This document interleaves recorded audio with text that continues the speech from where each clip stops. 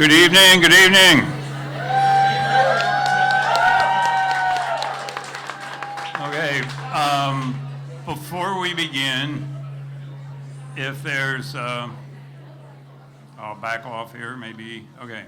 If there's anyone who has difficulty standing, if you come up to a younger person who has a seat, look at them pleadingly, offer to buy them a beer, and maybe you can get a seat. Yeah,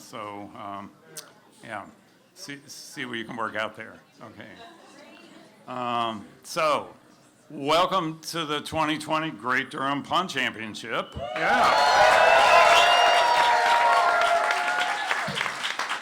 Sponsored this year, as every year since 2011, by the marvelous folks at the Regulator Bookshop over on 9th Street. Yeah.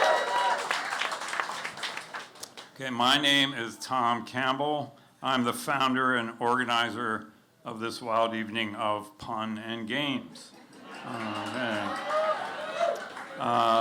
Before we get started, I want to mention that this year we are donating a good chunk of the proceeds from this event to the Durham Literacy Center.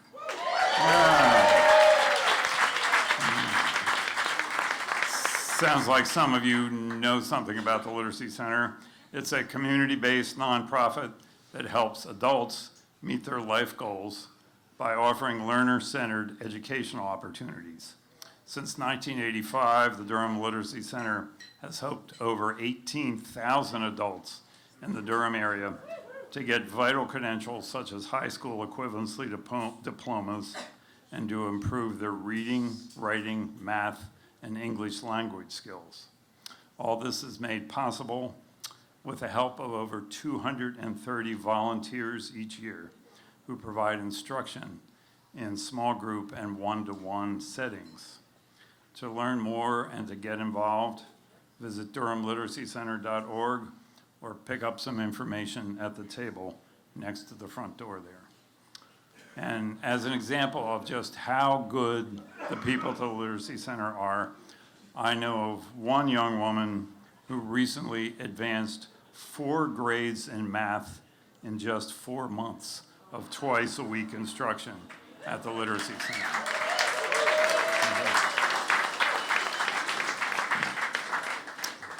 Okay, well, I don't want to pontificate too long up here. Okay. Hey.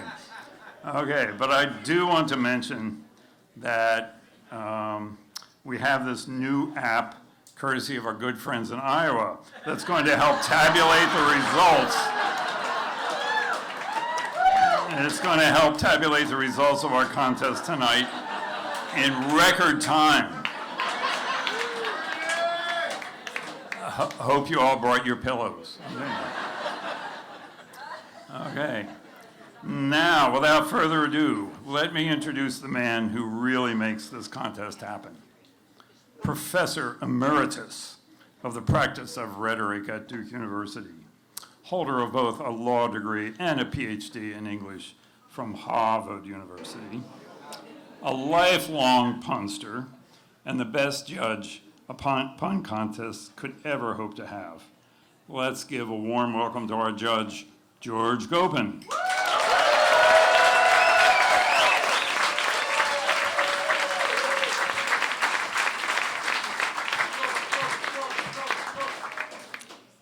This proves that Tom is taller than I am.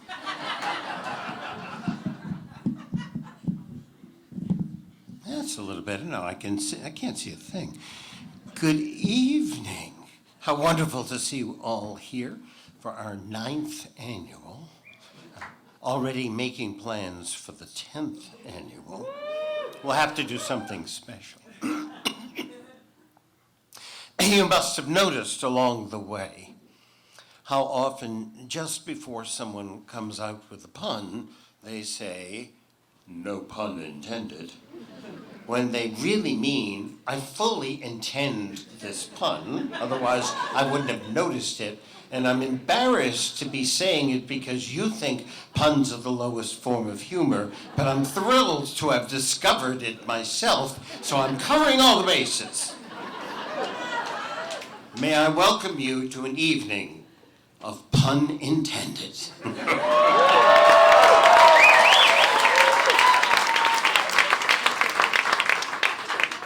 For those of you new to this evening, let me go over the structure and the rules about how it unfolds.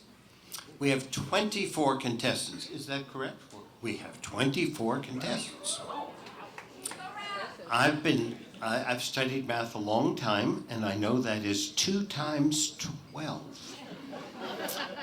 We're going to have head-to-head contests. So of the 24 people here, you're going to see 12 contests, 2 people per contest, for the first rounds. There will be 5 rounds. This will go sort of like the NCAA basketball tournament or a tennis tournament.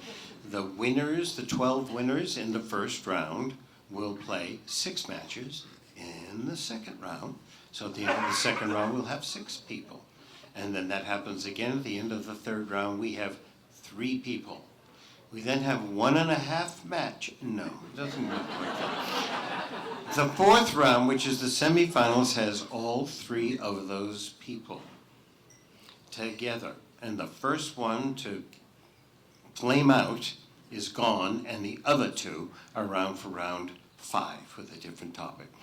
A couple of years back, those 3 people, at least 2 of them are here tonight, maybe all 3, were so fabulous that they went on for 22 minutes, I believe was the time, and you only have 10 seconds to come up with a pun, so you do the math. Unbelievably, and it became clear that no one was going to miss one. So we had never thought about this, but I just made an executive decision and called it a 3-way tie. That is available to us if they can get through this next to last category. All right, so how do you lose? Yeah, how many contests are there? Hey, in the NCAA tournament used to have 64 teams. Then they moved to 68. And thought, how many contests? If there were 139 teams in the tournament, you know how many contests there are going to be. 138. Everybody has to lose once except the winner. So we need a contest for each one. So 23 contests. How do you lose? Well, first, in the odd-numbered contests, the person whose last name is alphabetically towards the front goes first, and in the even, the one who is anti-alphabetical goes first, just so there's no luck that way. A contest ends, a match ends, when a contestant fails to come up with a pun in the time allowed. For the first 3 rounds, that time is 12 seconds. For the last 2 rounds, it's 10 seconds. That's not much time, folks. A round ends when a contestant uses a pun already used in this competition, whether it's this match or not. No repetitions. And in case I don't notice that it's been used, I have an assistant who will tell me, and that is you. You are part of this thing. Let me tell you, every mistake I make, you catch me up on, and that's great. That's how it's supposed to work. So if you use one that's been used before, you then get 5 seconds extra to come up with one, or more if you still had more time remaining to you. If you had 8 seconds left, when you duplicated, then you get 8 seconds to come up with another one. Let me tell you, it is so hard to come up with another one once you've been thrown off track by that. People do it, but it's a small percentage.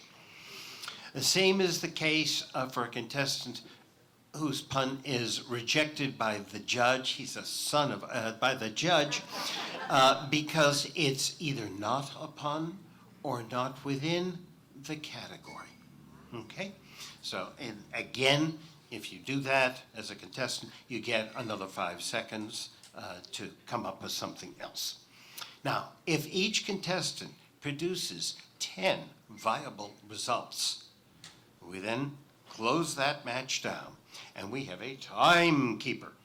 And the timekeeper will be noting down the amount of time each person has taken from the moment it's their turn to the moment they open their mouth to say what the pun is.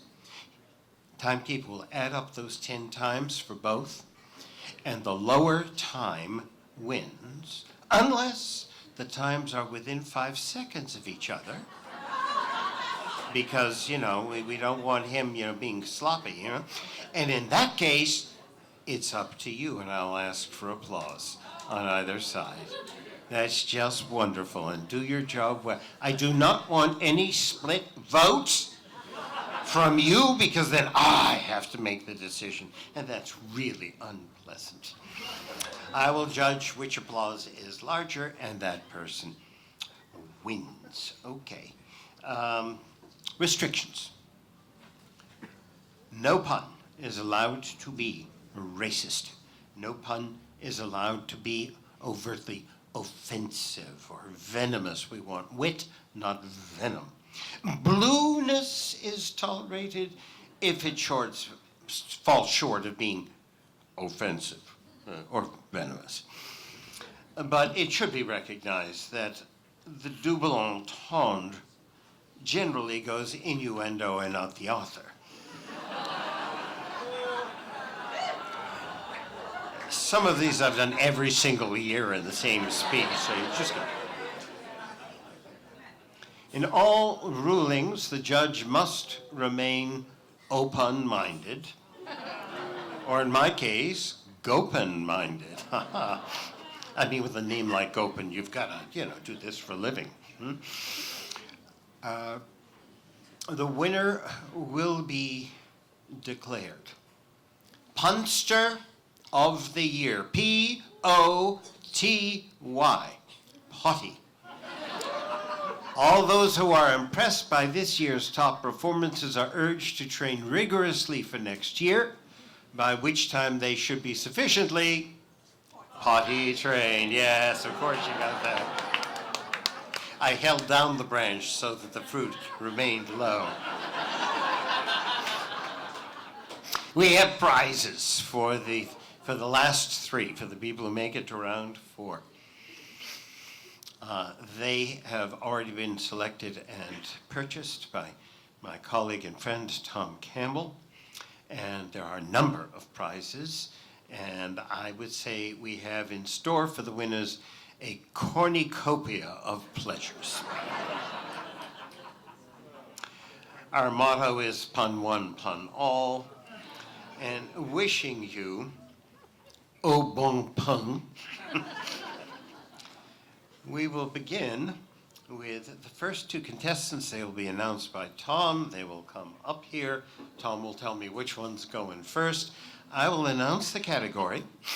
And these categories, folks, it is the hardest night of work I have in the year.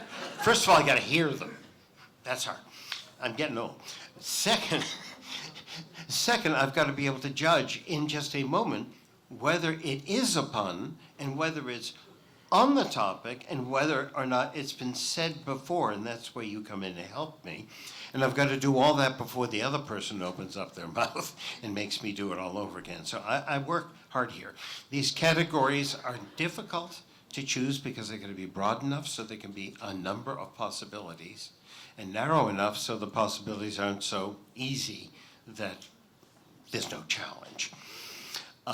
Some of these categories are repeated from previous years, some are new, and I will have come up with a pun to begin each contest. When I announce the category, I will give one in that category myself to give both these people just a few moments to organize their thoughts and be able to lay into it. Some of my category puns I have used before, and most of them I have not. Is that somebody's cell phone? It's just disgusting when people don't know that they have to turn off their cell phone. Terrible. You know, I'm the director of the Chamber Art Society of Durham.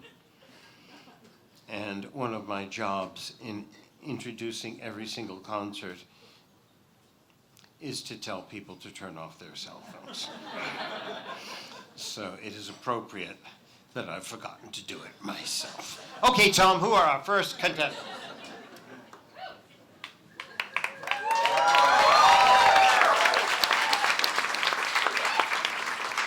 Okay, our first contestants are Adam Levine and Matt Moraine.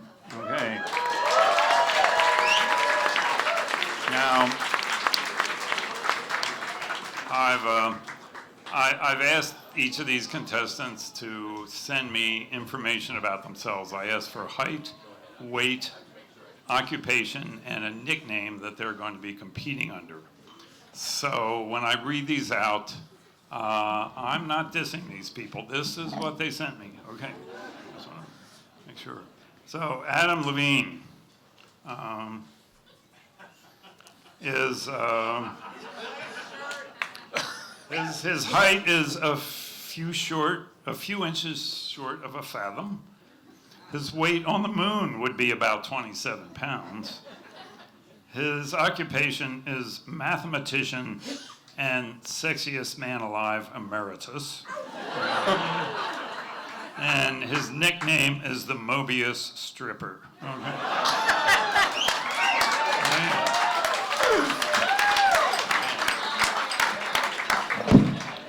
Matt Moraine is the same height as Kit Harington,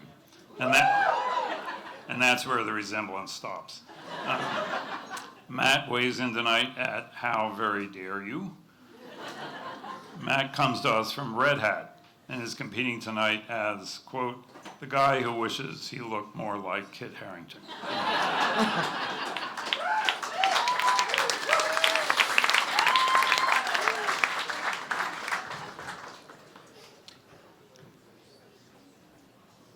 And in honor of this being only 1 year short of the 10th anniversary, that doesn't work, does it? I'm repeating the first category we used in our first pun contest. Mm-hmm.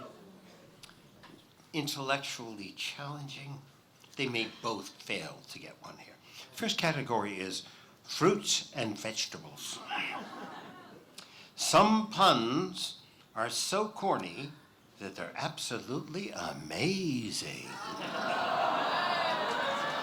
And as I say to start each match, go pun. I see you've been here before. I was gonna come earlier, but I ended up being potatoer than I thought it would be. Sure, I just appreciate that you care at all to come. Something kept on sprouting up on my calendar. Sure, I'm a pulled. Like an apple, but no, that's fine. It wasn't a grapefruit.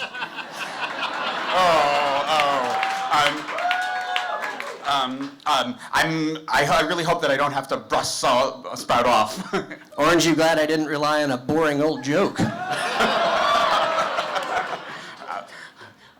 You're going to be going banana and on and on and on and on here. Mm-hmm. I tried to get into my house the other day, but I realized that my key had shrunk. It was just a kiwi.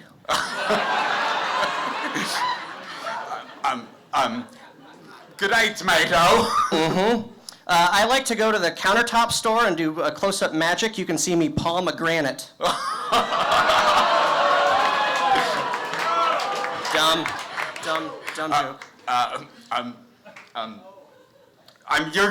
Somehow I've turned into the star fruit of this competition. I'm plumb embarrassed. That's peachy. You're doing great.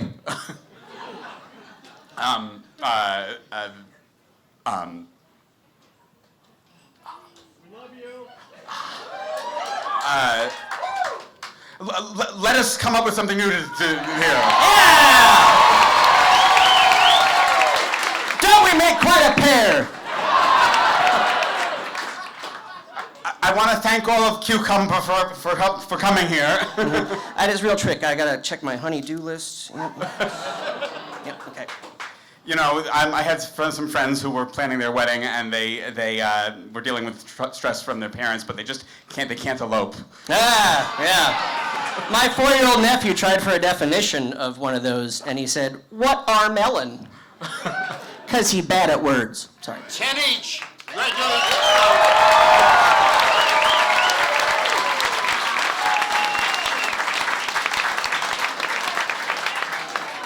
We have applied to get the Merv Griffin music used on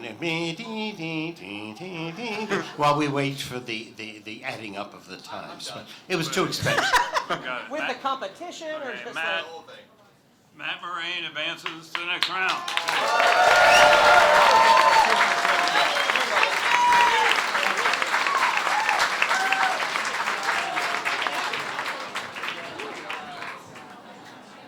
Okay, our next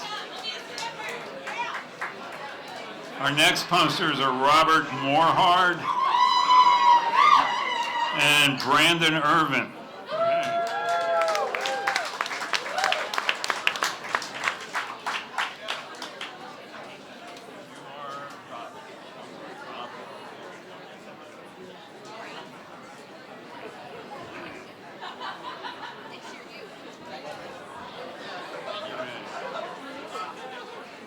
Okay, Robert Moorhead stands at 6'7", weighs in at 200 pounds. He's a graduate student competing tonight as Tall Rob.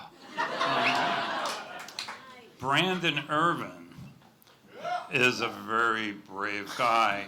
When we got here tonight, in the previous 3 hours, 2 of our contestants had emailed us that they were ill and were not going to be able to make it at the very last minute.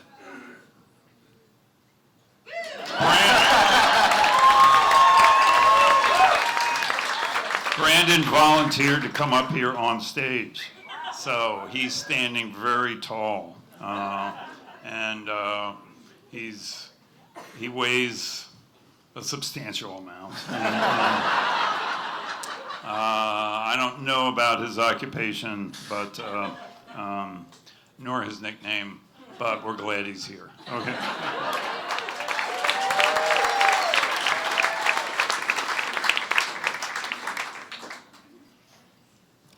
It is no mean feat to stand up here, even if you planned for it. And if you haven't, okay, you ready for your category? It is, well, what do you follow fruits and vegetables with? Eggs! First thing in the morning, a hard-boiled egg is hard to beat. Go pun! I'm no chicken. My mind is really scrambled. Yeah, take it over easy on me. I'm gonna go to shell for this. Oh, this is really hard-boiled? That's been used by me. Oh. I'm cracked. Yolk, get it?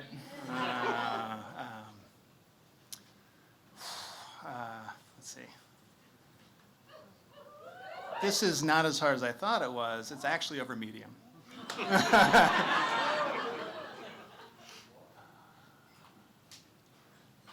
I'm letting you get ahead. I'm not gonna lay down. I'm too chicken for this category. Wasn't chicken used before? Yeah. I'm toast.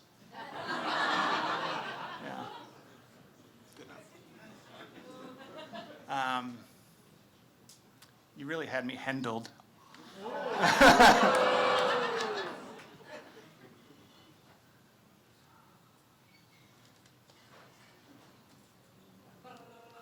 Benedictate a better one. Let's go.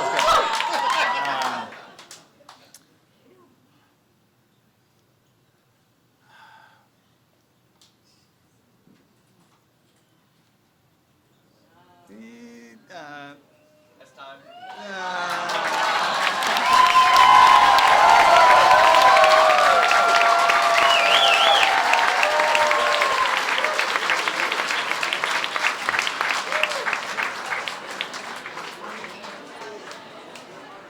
next two contestants are Lauren Smith and Susannah Bell.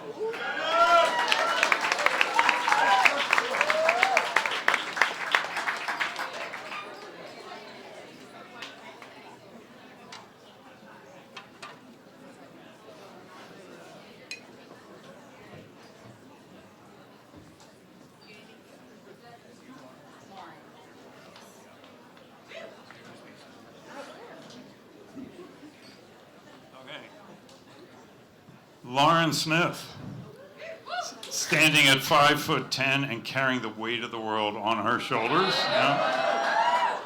Born and raised in Lynchburg, Virginia, she resides in Raleigh as a full-time mother, nagging wife, and professional wine drinker. Tonight, she's doubling as an acupuncturist and punk rocker. Susannah is the second of these brave souls that volunteered to come up here at the last minute. Susannah, tell us something about yourself. I'm originally from Durham. That's not funny, but it's a fun fact. Okay. So, Okay, I don't know. a Durham native. How many Durham natives we have out here? Okay, yeah. 1, 2, okay. A bunch of immigrants. Okay. They get the job done.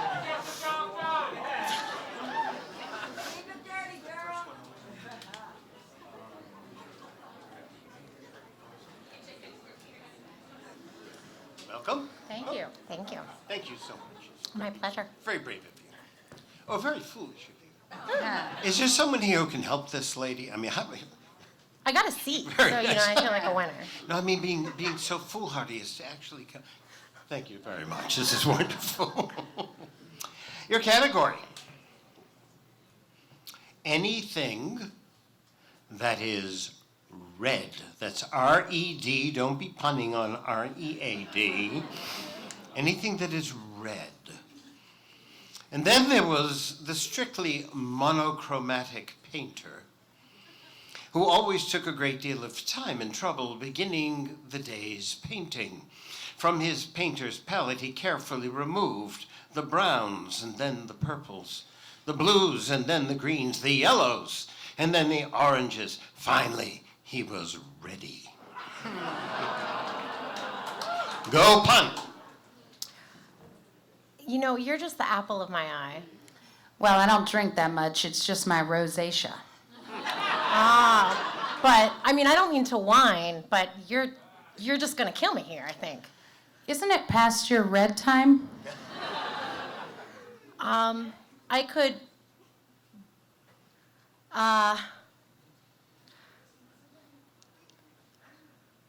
really grasping at strawberries here.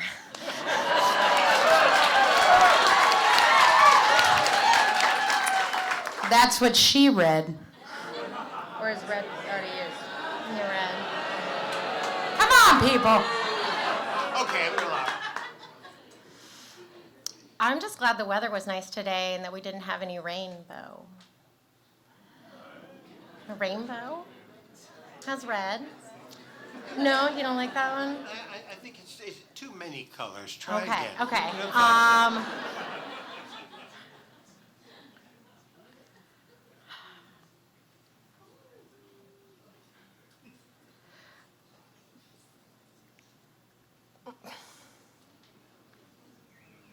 I might be crayon, I don't know. I think we have time. Yeah. All right. Good job.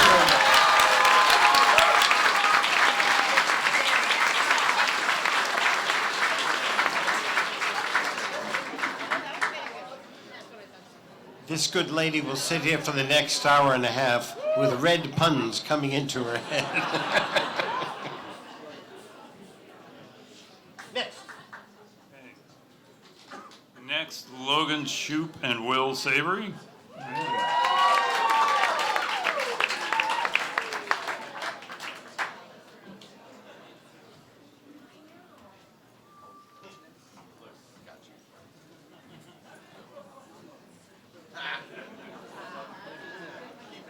So Logan Shoup, 6'3", 220.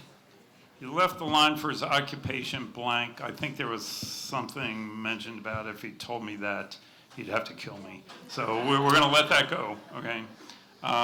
Competing tonight as the Shouperman. Okay. Will Savory's given his height as 68 inches, his weight as 3K ounces. His occupation is label manager at a music distributor, and his nickname is Salty But Savory.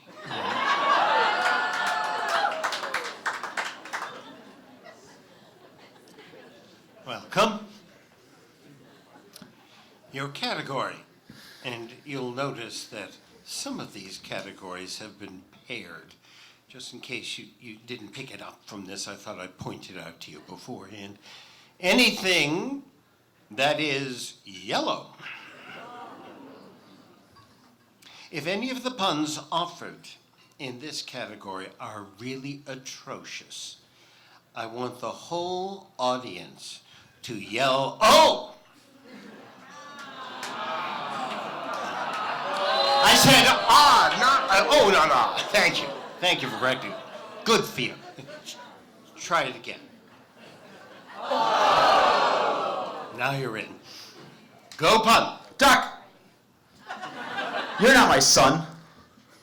I ought to banana slug you. We already did. We've had bananas before tonight. I'll come back and light up this round.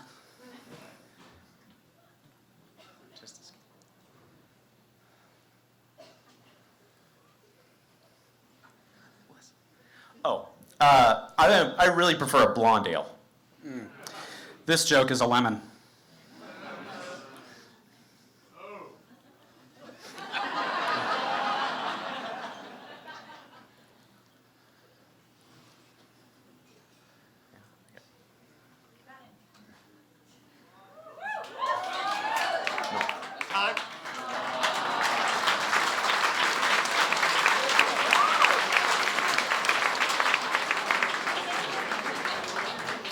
Mr. Golden Opportunity.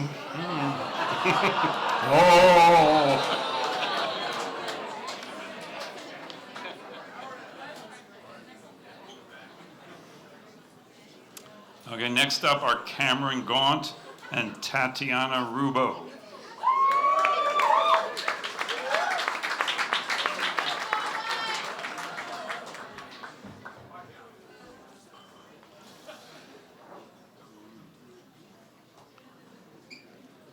Cameron Gaunt tells us that he's just over 6 feet tall, and depending on the day, I weigh anywhere from 3 to 5 bags worth of M&Ms, more than my doctor says I should. My name is Cameron Gaunt, and I'm a bartender in downtown Durham who most commonly answers to the name Gauntlet. Okay. Tatiana Rubo. But tonight, you can call her Cheesy Tots. Okay.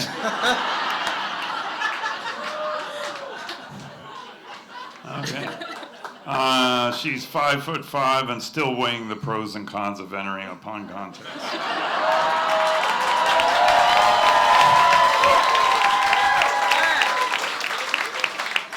She does organ and tissue donation recoveries with Carolina Donor Services.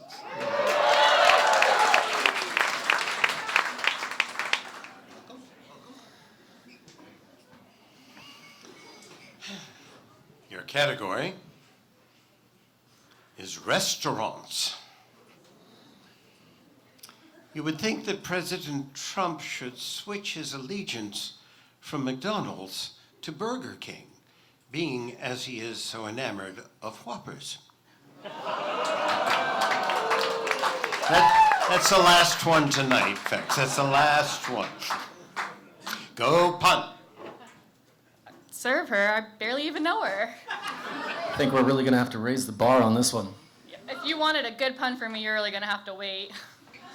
I hope I don't take too long to come up and lose on the tiebreaker. I'd hate to come up plate.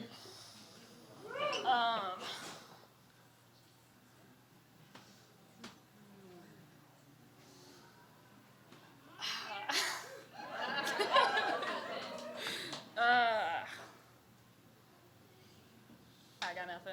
I know, it's such an easy category.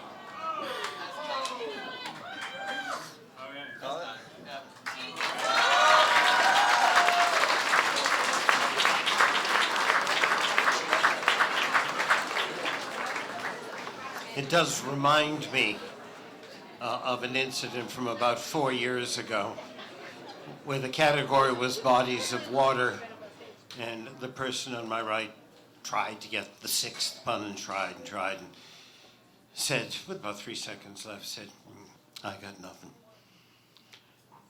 And he said, oh well. And I missed it. The audience informed me afterwards. Okay, the next pair of punsters are Tom Campbell and George Copen. No, okay. Jake Palmer and Lindsey Lamb.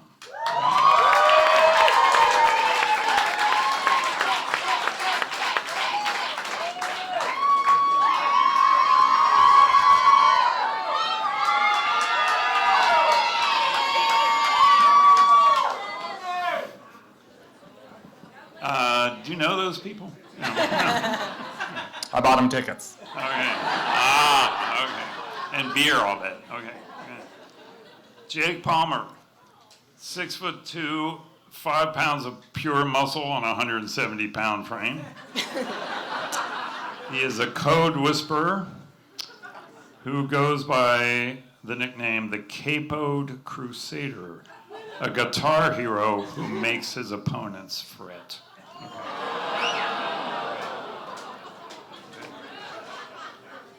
Lindsey Lamb, at a totally average 5'7", weighing in at a formidable, didn't your mama teach you not to ask a woman's weight? Okay. Lindsey Lamb is an advertising account director competing tonight as the noob with the boobs. Okay.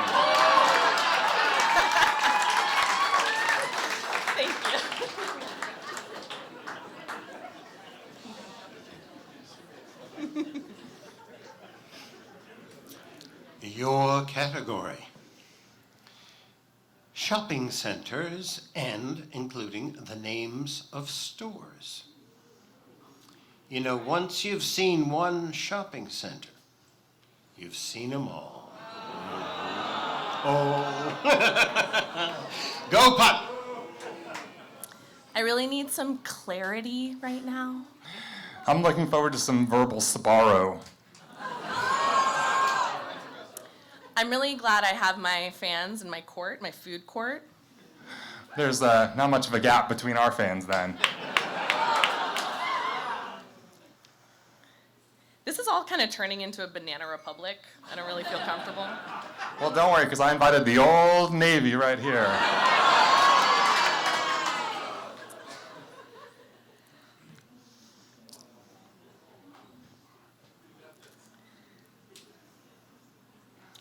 Truth or Jared? I just can't hold a Yankee Candle to that one.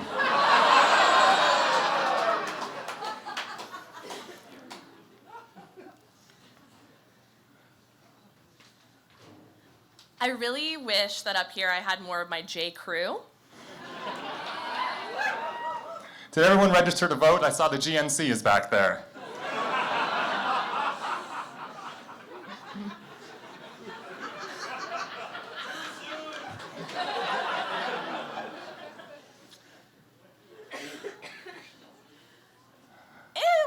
It wasn't the best buy for me. It could have been better.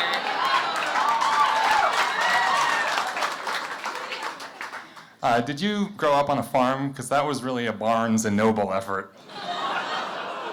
Yeah, you were kind of on the borders with that one.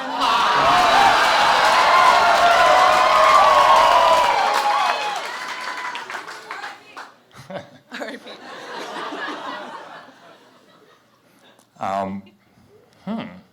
I'm gonna tray and think of something, but I just can't. Tray? Has anyone been to a food court recently? Oh, wow, okay, whoa. Let's come up with something better. It's just like that searing boo. All the sears in the audience was brutal.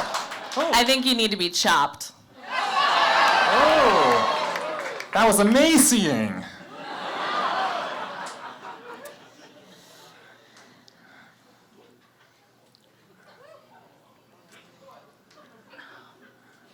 You know, if I had a J.C. Penney for every good joke you made, I wouldn't be rich at all. I'm really wishing I went to the mall more often right now. Oh, boy.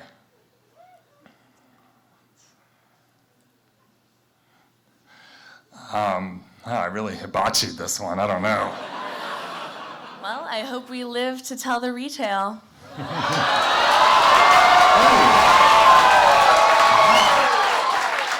No, it's a sizzler.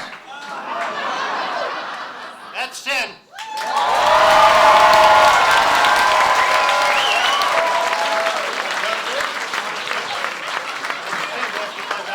What's the time is? I'm a noob. Really, it's wonderful how quick sometimes they are. Very nice.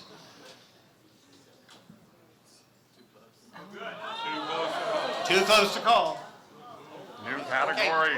All right. New category. Are you ready, audience? What do I hear for this candidate?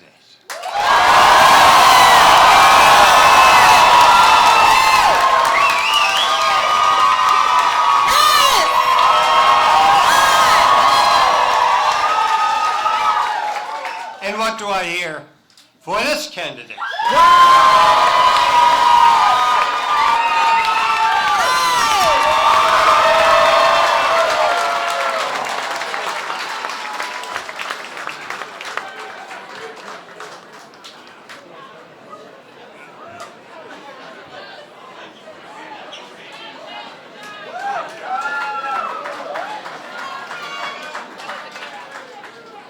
Okay, a hard act to follow here. Phil Crew and Coleman Conley.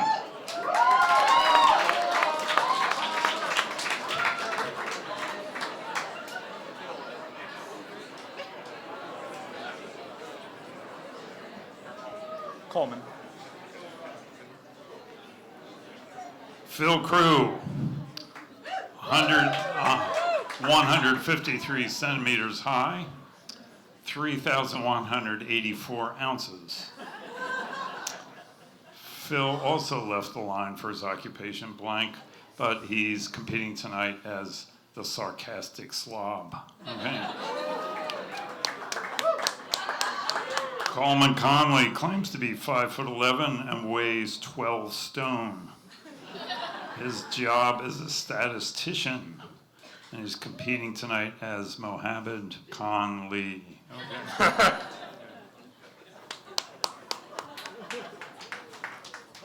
Whoa. Gentlemen, your category is things that can go wrong with a house or an apartment. Nervous realtors have a driving need for closure.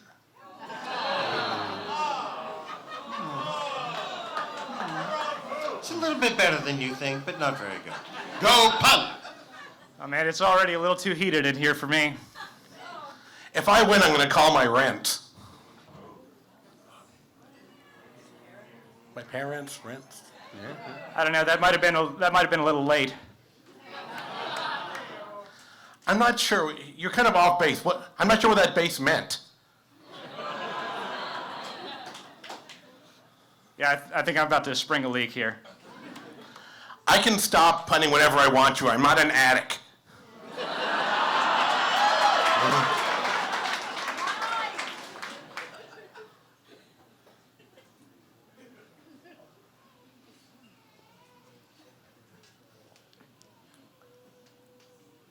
I got a garage.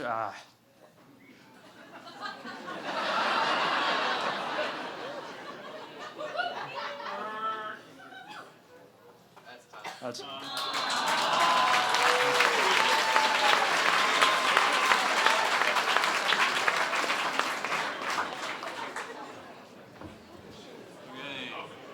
Next up, Paul Joffrin and Joel Balcom.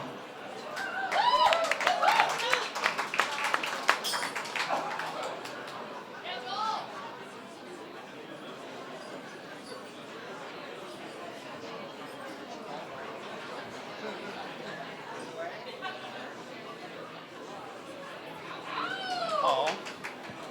Just want to let folks know I drank a lot, and I may not be up here long because I got to pee. Oh, me too. Okay. Joel Balcom. Thank you. At 5'9" and overly impatient, as he almost always waits too much. We have Joel Balcom, a healthcare manager. He is competing tonight as a millennial with Gen X sensibilities.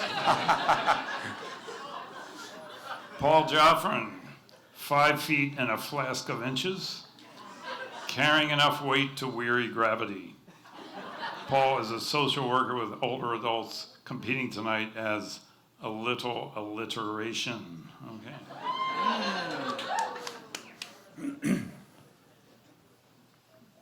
Greetings. Greetings. Your category for tonight is urological problem. Oh, no. I have to scratch that. You can't give someone a head start.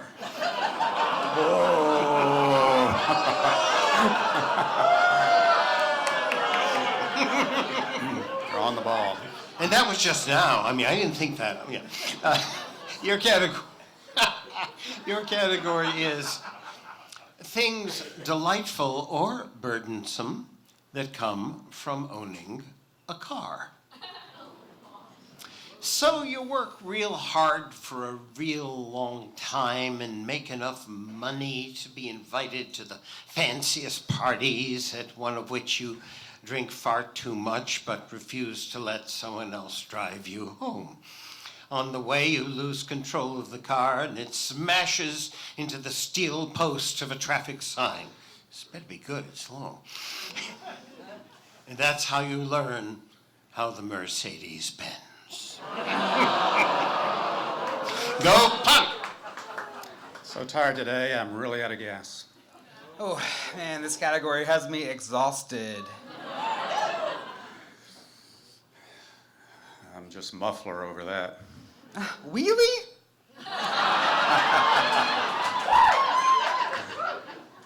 Oil. Hey, Paul, you like fries, right? That's a carb you rated high?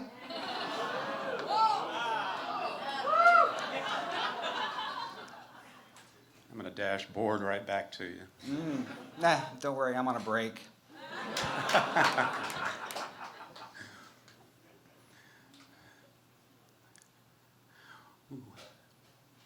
When dough gets cooked, it's pretty good bread. I think we should reverse this. I want to go forward. Feeling pretty neutral about that, Paul. That's all right. I plan to gear up. That's okay, I'm an automatic. A lot of manual labor here. I think we could forward this category a bit more skillfully. Maybe. Forward. I really wanted to come here in my, wrong category.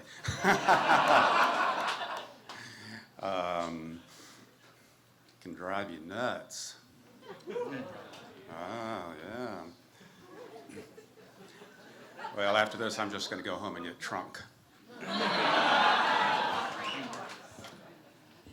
That was pretty hood.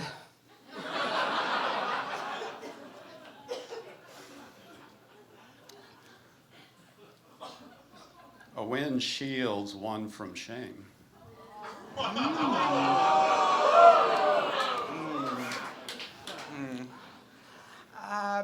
perhaps we should turn a different direction. That is 10.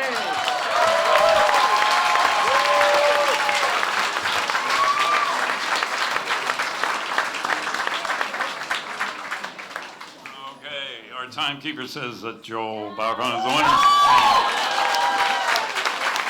Thank you.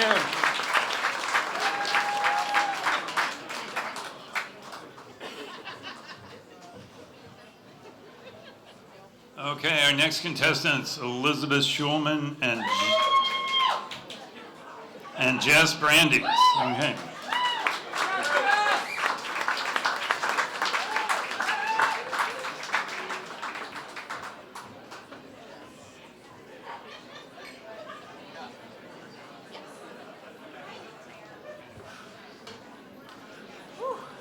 Okay, Jess Brandy's 5'11", weighing in with her opinions where they are not wanted. Okay. Her occupation is an affordable housing developer. All right. And her nickname is Please and Thank You. Okay. What up, manners? Elizabeth Schulman can't reach the top shelf. Weighs the same as a duck. Okay.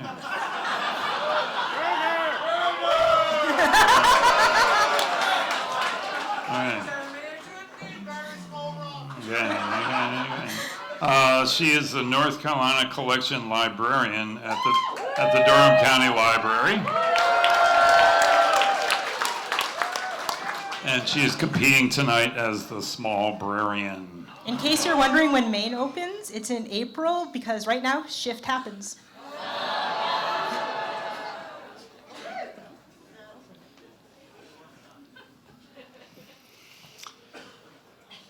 Your category, should you choose to accept it, which you have no choice in whatsoever.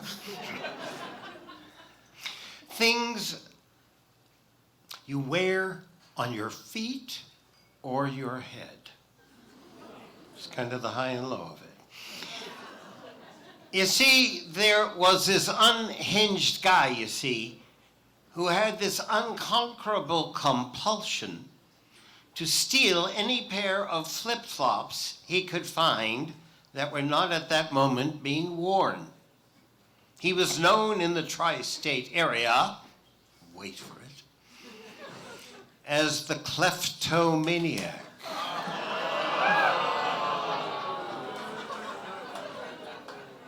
The better the pain, the better the pun, you know?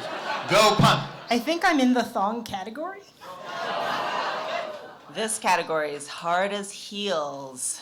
I'm gonna sneak her right in.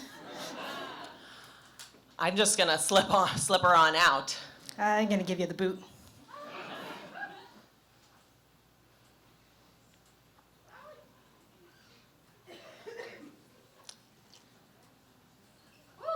I'm not sure I wanna have socks with you. I'm gonna just clog up all these puns.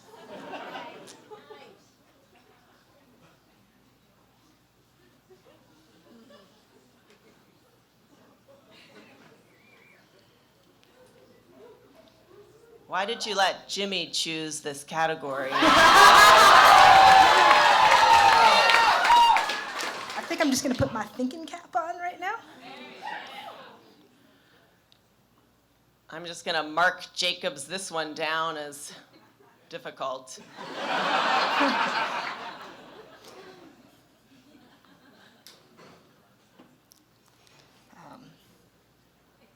I don't want to beret the subject anymore.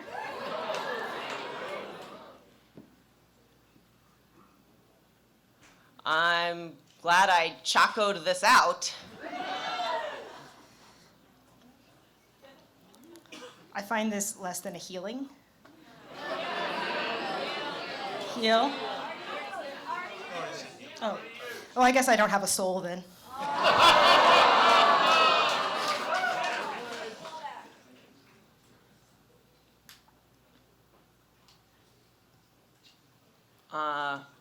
I just want to stick my tongue out. They put me up on a platform here.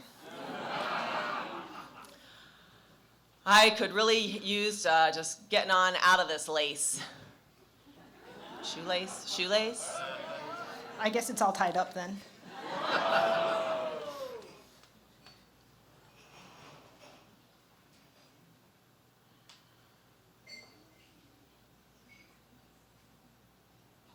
I'm gonna balaclava my way back. Whether or not you win or not, this has been fun. Leather.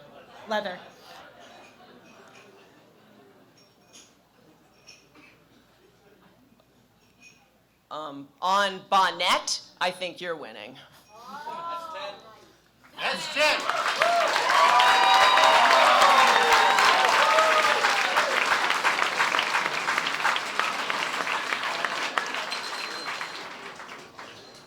And our timekeeper announced that Elizabeth is the winner and advances to the next round.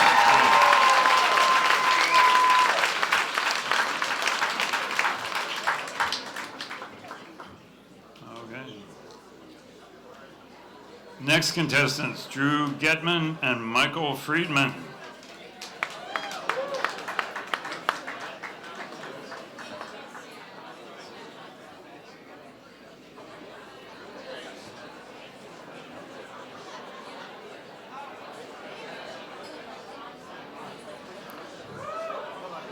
Hello, baby. I'm back.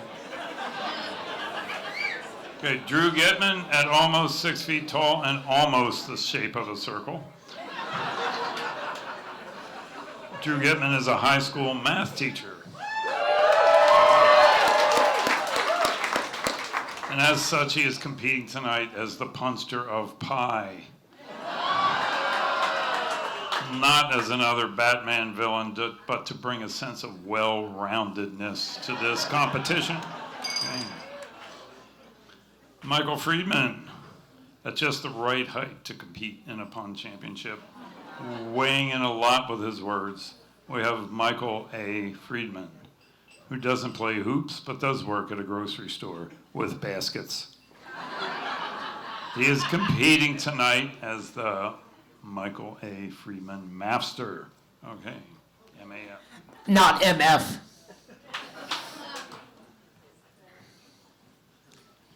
This is match number 10. 11 and 12 will bring us to the end of the first round, at which point there will be an intermission. Welcome, gentlemen. Oh. Your category is things used to write with. And then there were a number of drops of ink sitting there looking very sad indeed. When asked what was wrong, they admitted, with some embarrassment, that their mother was in the pen and they didn't know how long the sentence would be.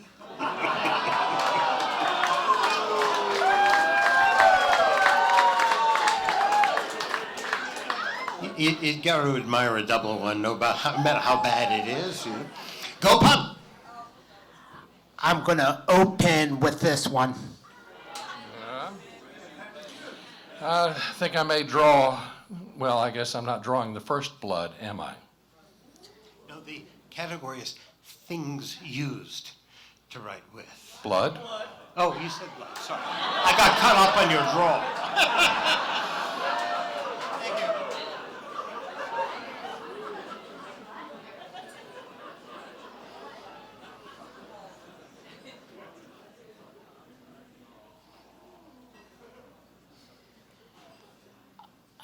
This is my keypad pun.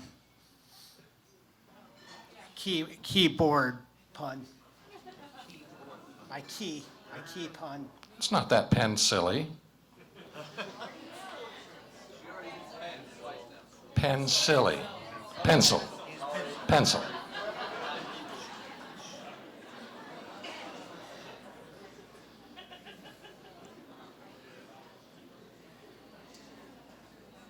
What's the category again? Things used to write with.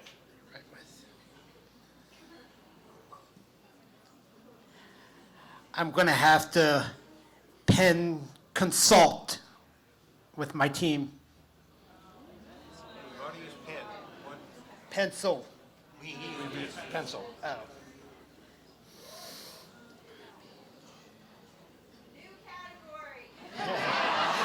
Yes, yes, yes.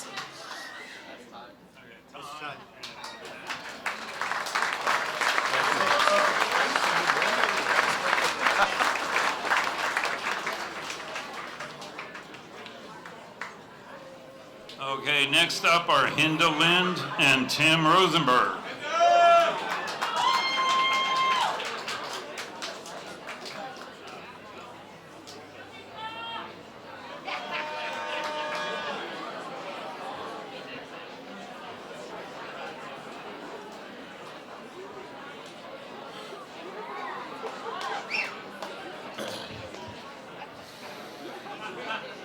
Hinda Lind, who is 5'1", weighs in on all the problems of the world. She is a pre-K teacher, competing tonight as the scrappy Chihuahua. Chihuahua. It's like Chihuahua, right? Yeah, okay. Chihuahua. Yeah, okay. Tim Rosenberg, 5'10", 175 pounds, who was a farmer outstanding in his field. Ready to get turnip. Okay. Competing tonight as the pun slinger. Okay.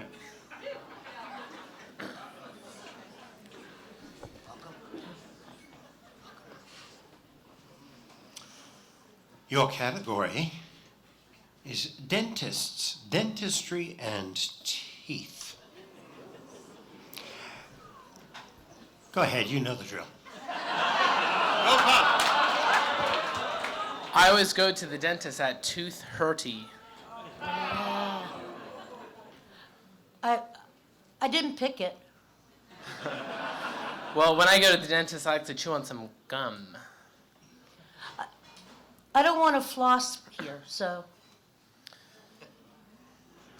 Floss. Oh, okay. Well, that's very nice of Chew. Do you like my crown? I could sure take a licking.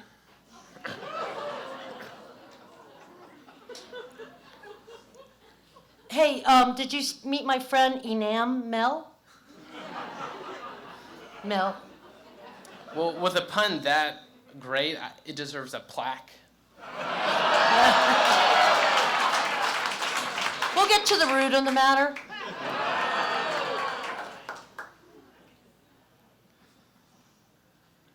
Well, I don't want to rush too quickly in these puns. I don't want to make toothpaste.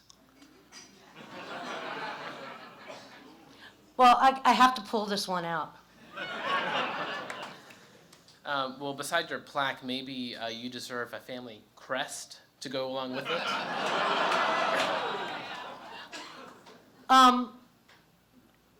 I wish my shirt was whitened a little bit more.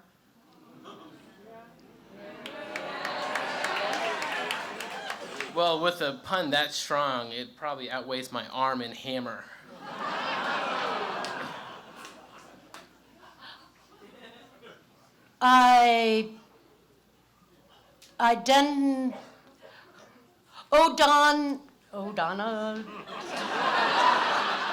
O'Donna Street? O'Donna Street was my friend. Well, I met your friend. She wasn't very approachable. She was kind of bristly. She was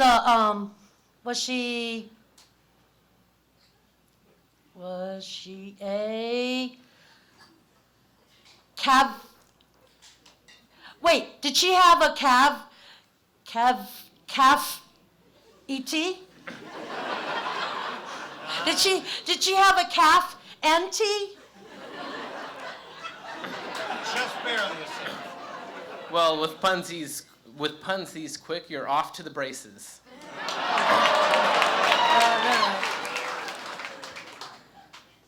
I have a Perio in my car. You know, a Perio. It's Perio speakers. That is 10.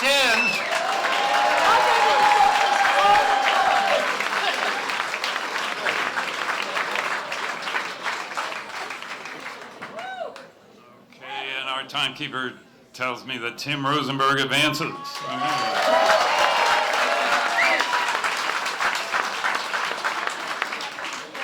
And our final pair of punsters in the first round, Molly Chadbourne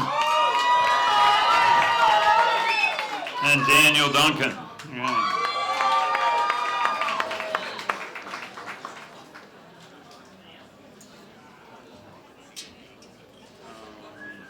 I think we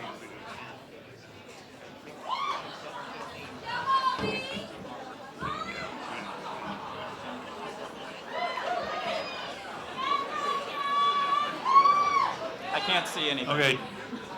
Daniel Duncan, at That's me. 3.2 kilometers tall, weighing 178 grams.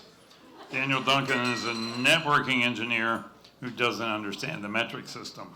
Okay. He's competing tonight as the drunken pumpkin slam Duncan. Okay. Molly Chadbourne, at 6'2" and 226 pounds. Man, that's what she said. Okay. She is a family nurse practitioner who is ready to treat your irony deficiency.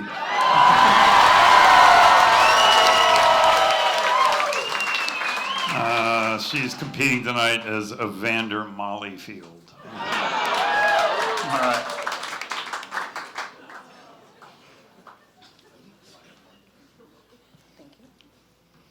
All right. Match number 12, after which a 15-minute intermission.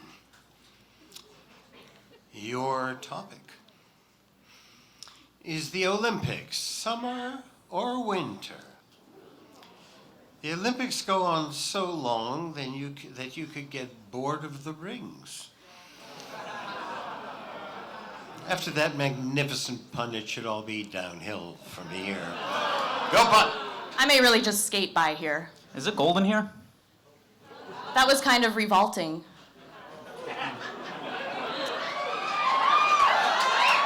Sorry, I just stubbed my Tokyo.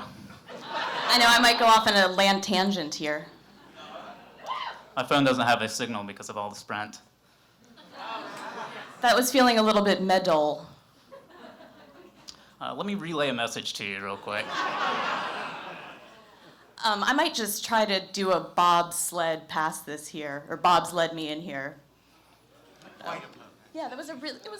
It's using it as what it is. Well, you know, the entire reason I'm in this competition is because my father-in-law Bob sled me in here. Okay. Okay. So, All right. his name is Bob. Yeah. This bar is kind of a dive.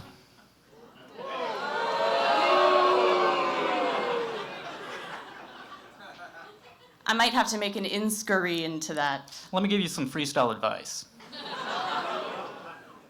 I really don't watch sports, so this is. I might have to do a basket. I might go basketball in the corner if I lose here. Can we Is that play the okay? tape backstroke? Can we play the tape backstroke? Okay. I might go have a nice salad with endive after this. I already said dive. Oh, you already said dive. Oh, this really might, yeah, my lack of sports knowledge might really get me out here. What's the thing with the broom? Oh, I might be looking for a hockey here. It's okay, I've got butterfly in my stomach too.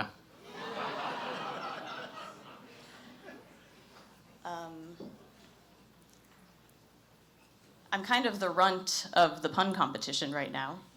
How about after this we go get some shot put? That's a good one. I soared I would do better in this.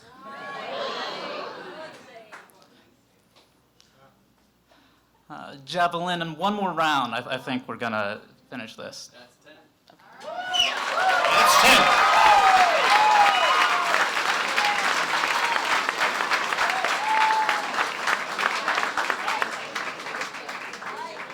Okay, Daniel Duncan advances to the next round.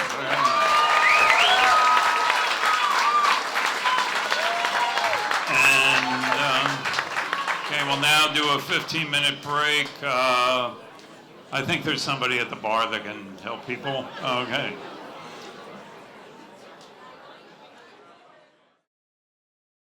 Okay, we'd like to get started in a minute or two.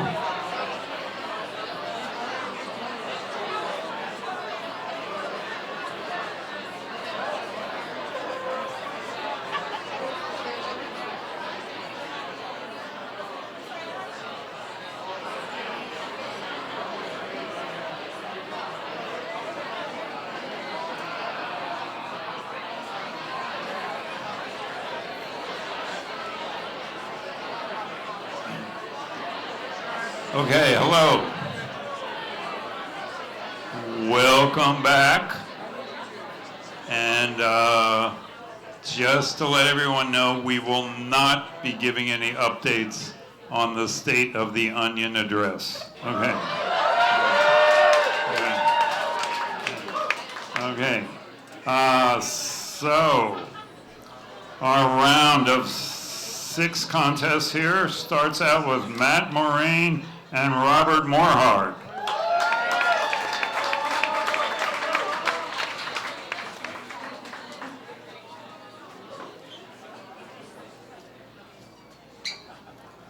This is just insulting.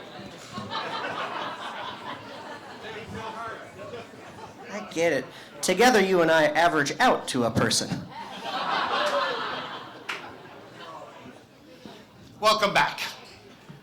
All right, now we get serious. We've been serious for a long time. Round 2. Match number 13, your category, is containers of liquid. Anything used to contain liquid. Now, this introductory pun is gonna miss some people. You have to be specialized in a field. Perhaps you know of the composer Philip Glass. All right. Who gave us the minimalist opera Einstein on the Beach and many other classical gems. He often conducts his own works, but spends more of his time composing, thus creating a scientific anomaly to have a glass that is a semiconductor.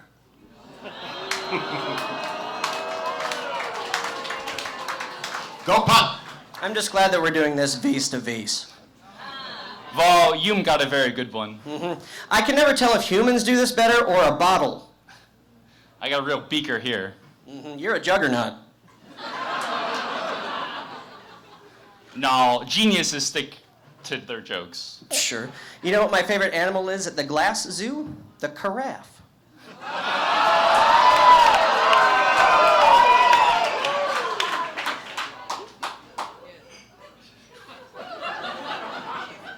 This is as hard as they come. I'll keep going, though. Camel. All right, sure, yeah. I've always been described as sort of a half pint.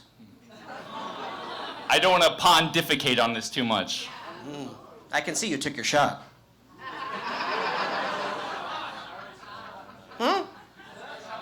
Oh, I can try again?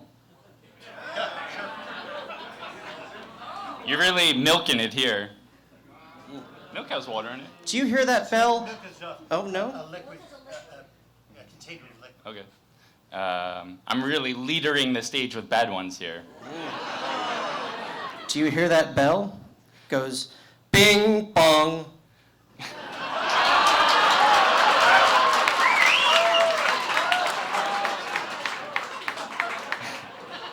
Go on, that couldn't have been more appropriate.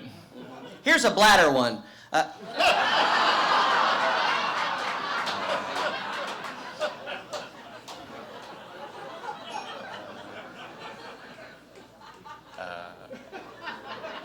Can you keep going, though?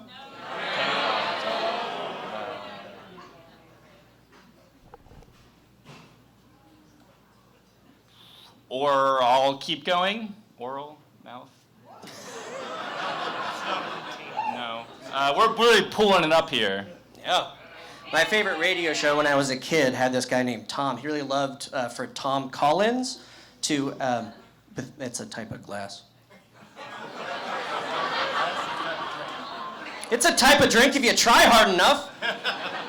Look, I get it. I tried to swing it. It was a high ball.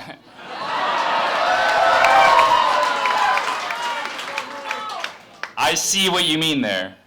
Can someone check if that door is ajar? Snow, very predictable. That's 10. No weights and liquids. Oh, I'm sorry. Okay. Oh, shit. It's not me. There's got to be a bar to jump over here. Bars have tons of liquid. No, it's going on. Okay. Was that 10? We're at 10. Is that 10? Not 10. But he has to get a 10. Okay. Okay. All right. That's 10.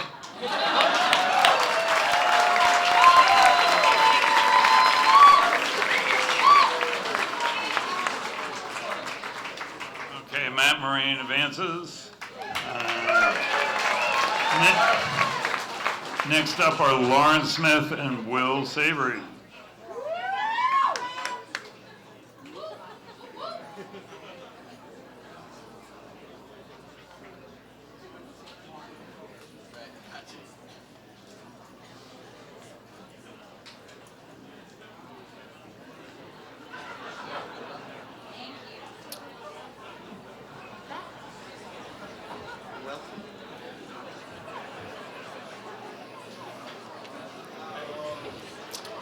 Well, I told you some of these categories were paired tonight. So following containers of liquid, you ought to have the category of liquids you can drink. Now remember that you can drink. And when you tell me, no, you can drink that, you'll probably be right. You shouldn't, but you could.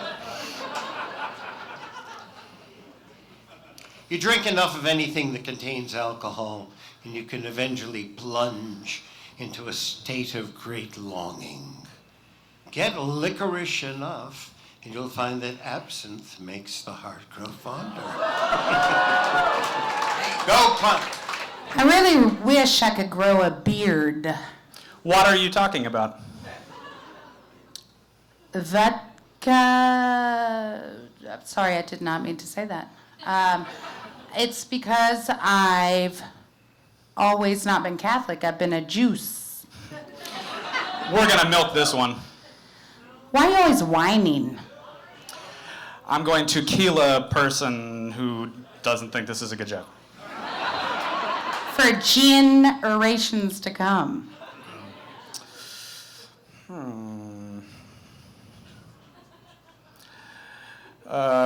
We vodka move on to something different. Last week I had a really bad coffee. Did you have it teated?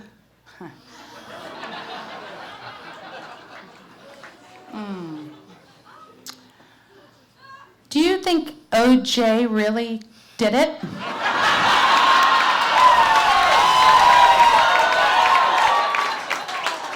Yes, he got in with his whiskey. Well, he sure knew how to milk it. I did that one. Oh, you did milk? We've been milked. Oh, we've been milked. Okay, I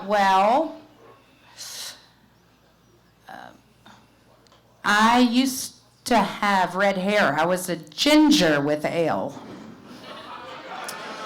Sounds like insider training. In spite of myself. That was soda good. I used to be much cooler. I was a Kool-Aid. I'm only quick with this because I've been doing coke.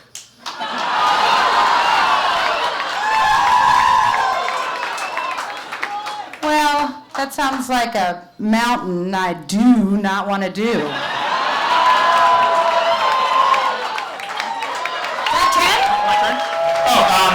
Yeah, it gives you pep, see? That's it.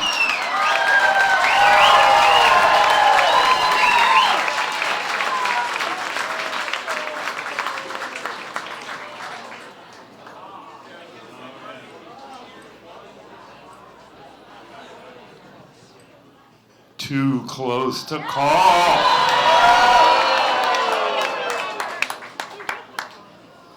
Okay, folks, pay attention. Are you ready? What do I hear for this candidate?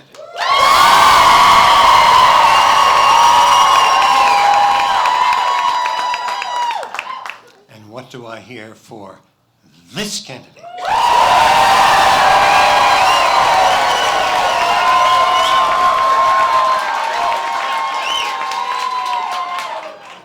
One more.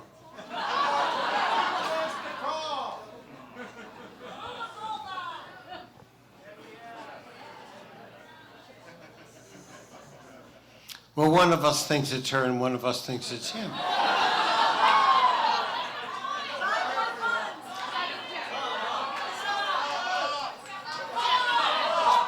Pun off.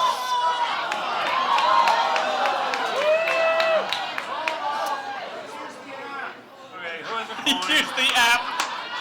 A coin. We need a coin. None of us carry change. Who's got a coin?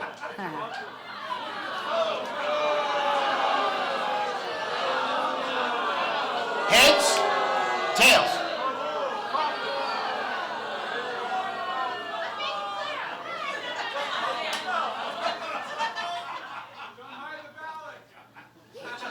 That's tails.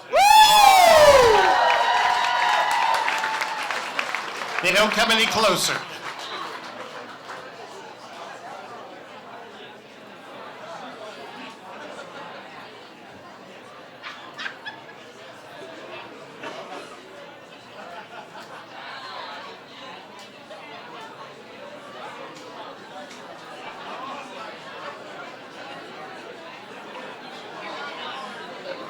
Okay, we've never had to do that before. Okay.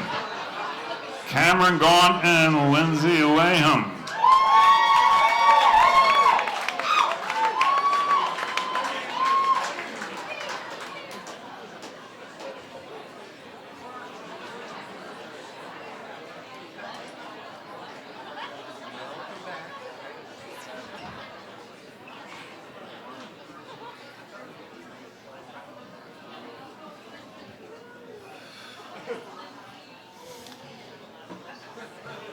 You can see how important the category is to a given contest. If you have a contestant who's knows nothing about that category, they are severely hampered. I want you to know we haven't been announcing the backgrounds, the provenance for any of our contestants tonight, but you have already tonight seen two former champions lose. Excellent punsters, and you bump into a category that doesn't turn on the brain. So this is a really broad category. Types of animals. I mean, there are so many kinds of animals to choose from. This ought to be the easiest character of them all. Go punt! Look, I drink a lot, but I'm not a rhino. When they decided the topics for the contestants, I know they didn't want people to have a job that related to their field, so they really insect the background of each contestant. Now he's just lying. No, I'm just tired. You know, if I could beetle this guy, my night would be made. My friend Ellen's not really good at swimming, so whenever we go to the beach, I give Elephant to swim with. I think he's fishing now, a little.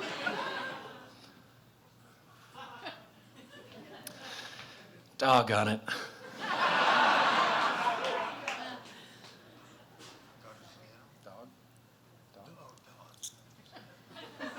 So it all amounts to this, right? Who is going to win this competition?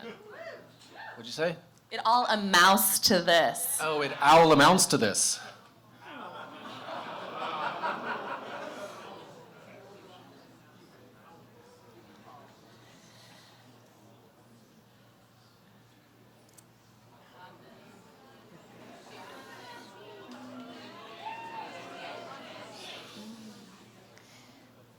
This category is really tripping me up.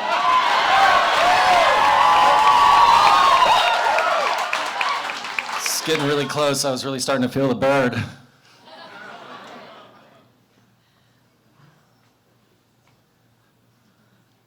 I'm like thinking about my niece's alphabet book right now.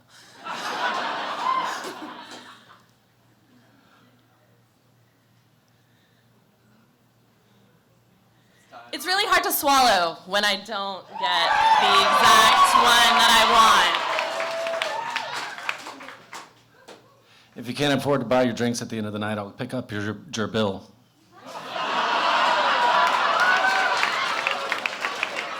He's such a hamster. I mean, I might not be able to pick up the whole thing, but at least I'll pitch in.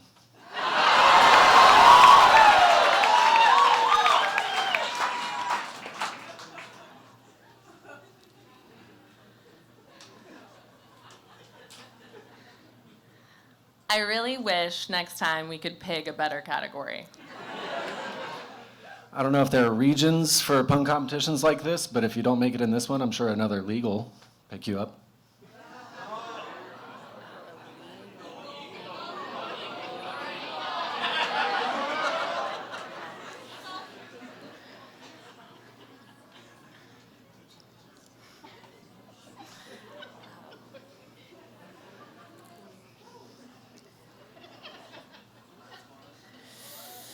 I really need to take a big leap bird forward. No? No? If it comes down to a tiebreaker, I hope the crowd cheers for me and gives a blue for the Burby. That's 10.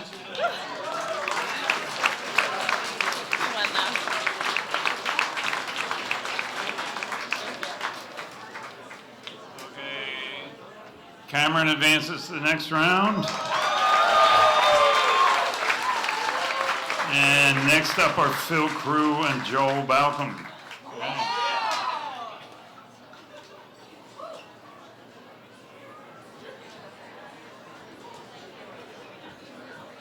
Oh, man.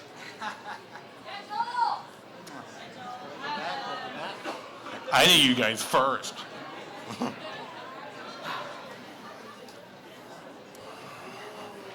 Your category is photography. Now, originally, I had reserved this category for politicians, but why spoil the evening? I shudder to think what some of those puns might have been. Go pun. I think we need to focus a little bit here. Aw, snap.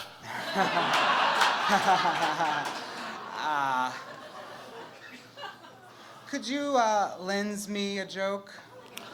You know, I've been getting some muscle pills from Alaska. They're Polaroids.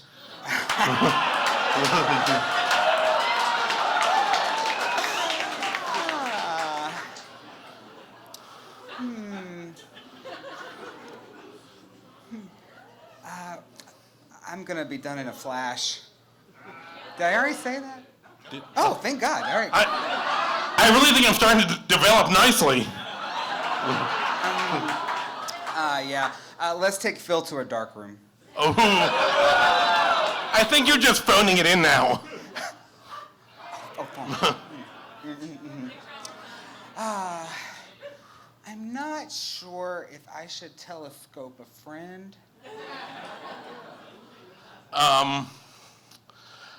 People think I'm a smart, but I'm kind of Adobe.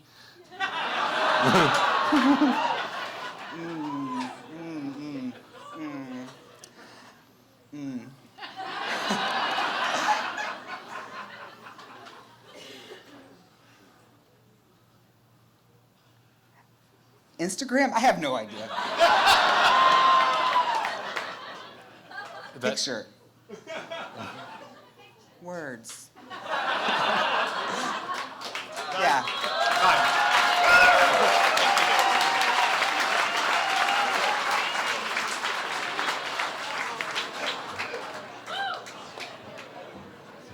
Okay, next up, Elizabeth Schulman and Drew Getman.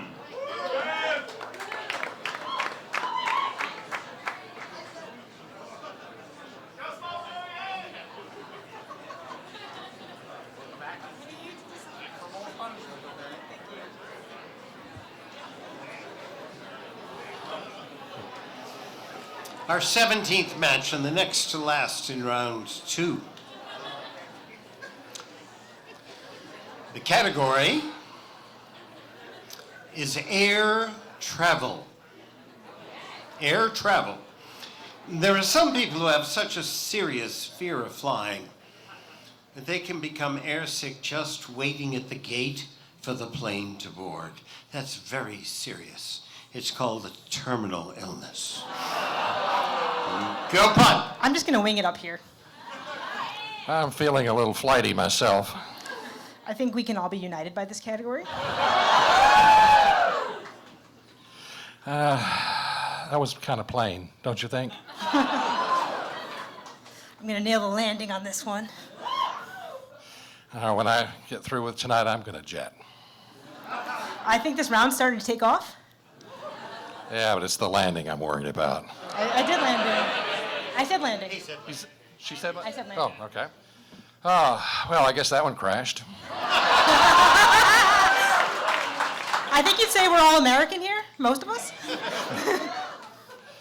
Oh, I don't know. I'm thinking more southwest from here.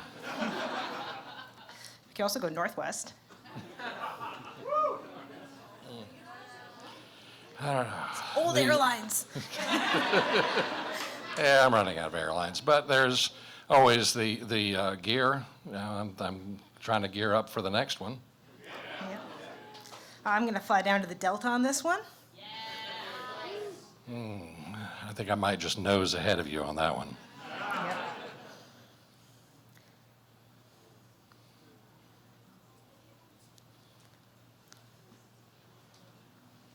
I'm just gonna pilot this category. Okay. I'll kind of flap along myself. Getting my engine going on this one. I think I'll think of something one way or the rudder. I think things are kind of up in the air at this point. Yeah, but they could be falling. I think I got the altitude on this one, don't worry. I don't think she has the gravity of the situation. That's it.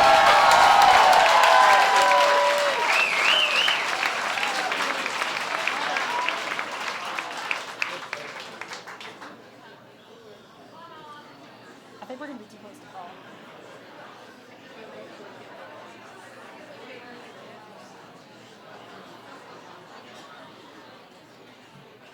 Close, but Elizabeth takes it. Oh, yeah.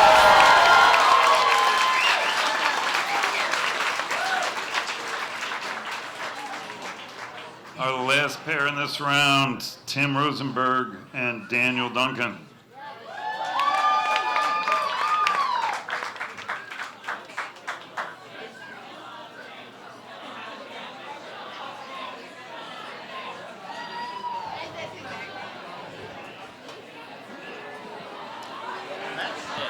Looks like the battle of the headbands. Nice headband.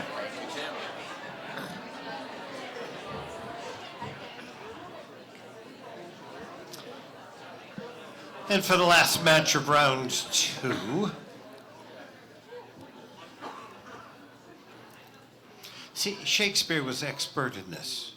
He would start scenes with 2 lines that meant absolutely nothing, so that the people could actually make their way down stage and the crowd could quiet down. So you say something like, and here is the last match of round 2, which is good for nothing, right? Just to allow you to calm down. That's great. Last match for round 2. Your category is driving, commuting, traffic and parking. Now be careful here. A pun that might be inadmissible for traffic might be fine for parking. Go pun! Well, I'm not sure what pun to think of, but I'm sure I'll find a ways. I want to give you a fist bumper to bumper for that. I'll give you a lift. Oh. How about I drink a 40? I'm feeling uber confident right now. I'm feeling tight around the beltway. Can you put that in the parking lot? I'm just looking for a radio of sunshine here. Maybe try staying in your lane. Ooh, wow, that made a very loud traffic report. Well, have you heard about the new dinosaur film called Traffic Park? No, I passed up on that one. Or maybe the other movie, Space Traffic Jams? He mentioned Coke earlier, but I took some speed. Maybe you're too tired. I'm sorry, am I screeching here? Well, I mean, when it comes to parking, I really have to tip off my handicap. Oh, wow. I'm running out of money. I'm feeling police.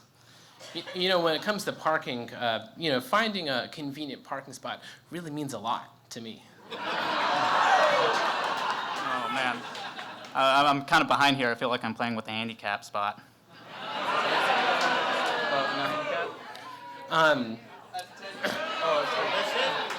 That's 10. That's a quick 10.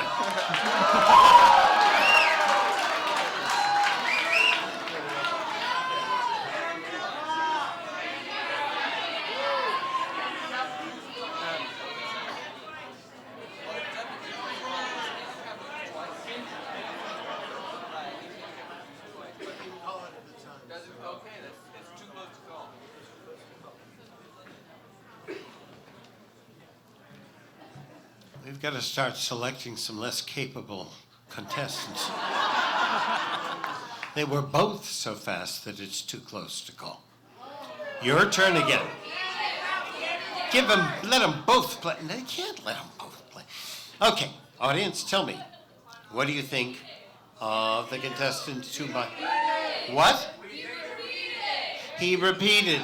I'm glad you caught that. He did repeat, and I didn't catch it. But my not catching it means that he got away with it, because if I had said it right then, he would have had a chance. It doesn't mean no. No, I'm reversing. What if I seatbelt out another one? The repeat is significant, because if I had caught it, his time would have been slower. So I think because of the repeat, we have to give the match.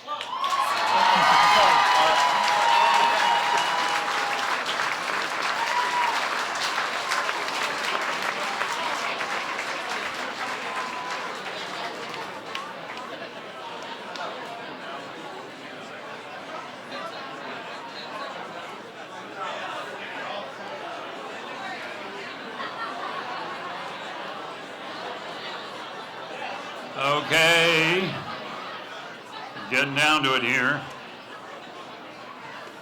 Third round, Matt Marine, Lauren Smith.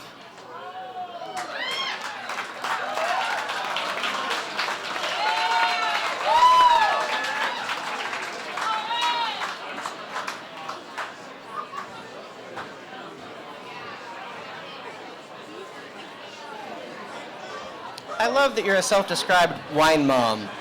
I'm sorry? I love that you're a self-described wine mom. I really appreciate that term. It's just wino. You have to add the kids in there. Don't have to have kids to be a wine mom. What do they need me for? All right. Round 3. Your category is... These just fall where they fall. You know, weddings and getting married. Weddings are so emotional that even the cake is in tears. Go Pun. I vow to be better than you. Sure, you're along for the bride. Oh, is that right? Honey? Moon?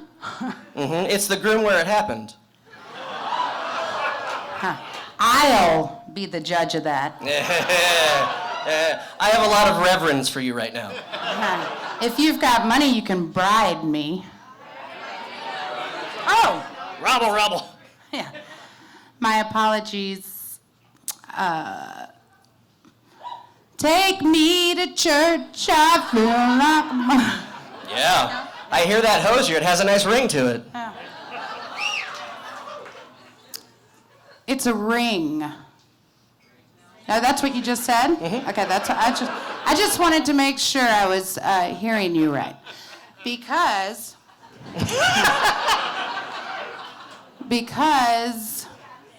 I want to address a letter to you. Yeah. Appreciate her integrity. She is made of honor. Listen, a woman can win. It doesn't have to always be the best man. I am far from the best. I don't even have any matrimony on me.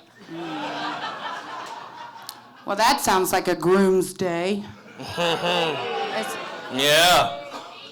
Oh, that was a repeat. Oh, has it? Oh, beans.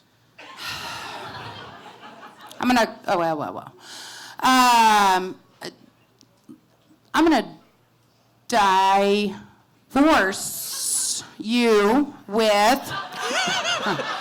I'm gonna divorce you with my.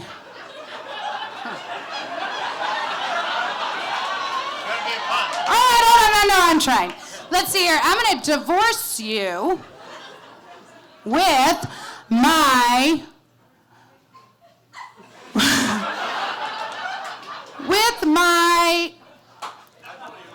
I'm gonna have my cake and eat it too. She came in just cumberbunder the time.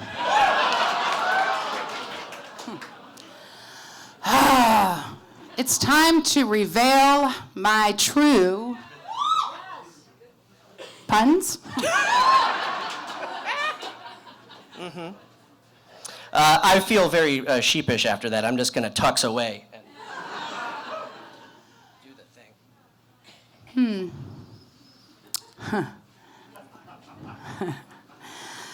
Okay, so there was this guy, right? And he was. Let me propose this to y'all. Yeah. With this round, you thee win. Tonight, you're gonna vote for me in the next erection? To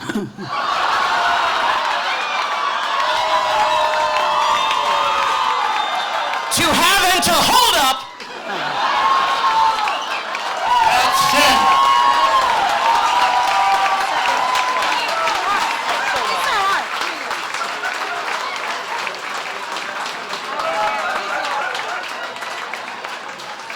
Okay, Matt Moraine advances to the semifinal. Next up, Cameron Gaunt and Phil Crew.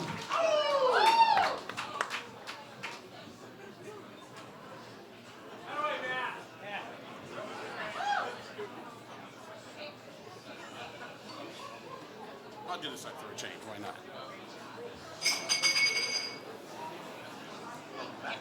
Thank you. It's good to be back. Well, you can all guess what the next category is, can't you? They come in pairs, right? Divorce. And getting divorced, as I have said so often, divorce can cost you alimony you have. And that is an inside joke for those here who know how many times I've been married. Go Pun! Can I get a break up here? Wow, way to step, son.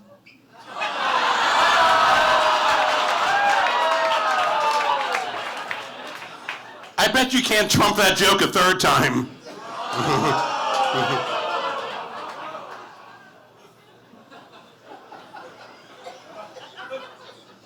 That's a hell of a comeback. X, I don't know, like that's. What?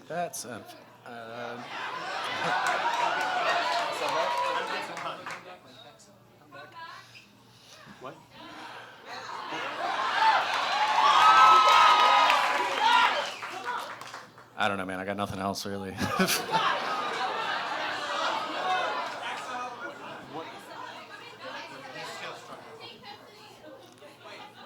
I'm not sure whose turn it is right now, honestly. Wait, what? Okay, the judge is confused. Was it accepted or not?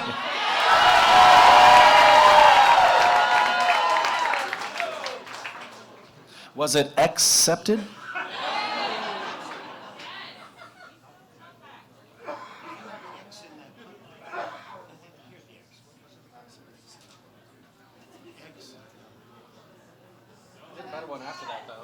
Okay, the judge is getting hard of hearing. He's getting very old. I'm going to allow that as a pun. I didn't hear it. On you go. Can I get a list of the former hits and the former misses?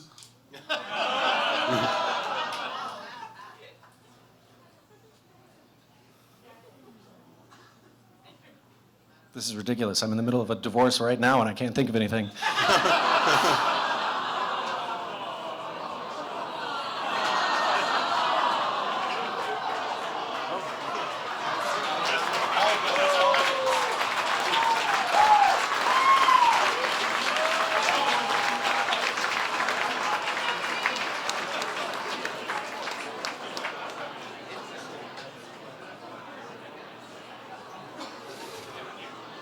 Okay. This is supposed to be fun. Let's lighten up these categories, Judge. Come on. Okay.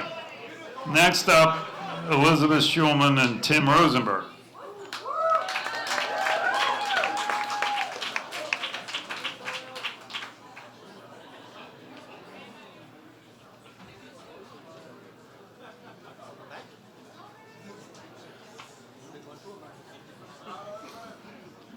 This one's harder to bring down to my level, stoop down to my level. Okay. All right, well, here's a category that I used several years back, and that was all lightness and delight, so we'll get away from the depths of divorce. Your category is the high school experience.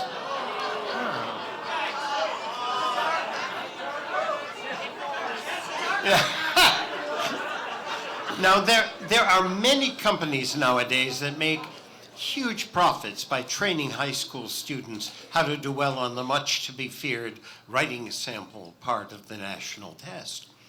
No matter how well you think you have written, they'll show you how it wasn't good enough.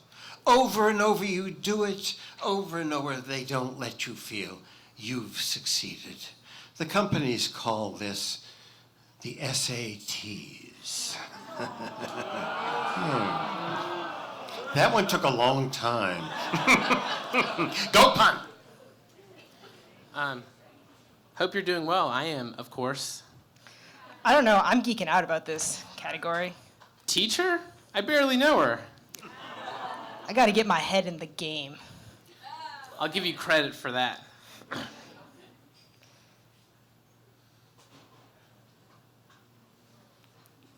This is a social setting, so I better study. Well, I hope this competition isn't degrading. Yeah. Well, this is the advanced placement round.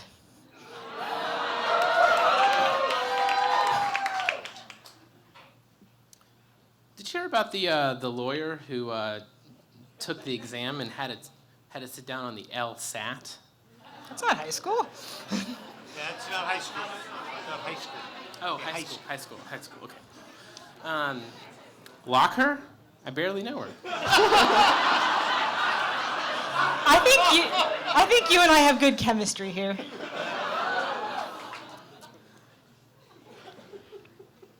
Well, when it comes to chemistry, the chemistry teacher died, so they had to bury him.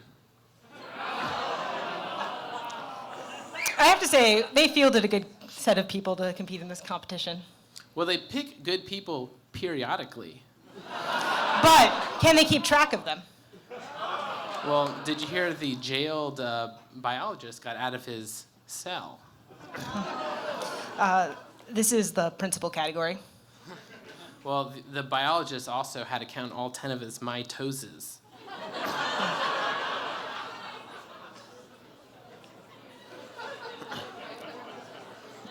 This is his story.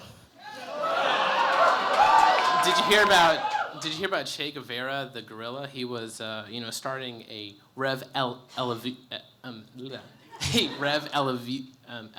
evolution.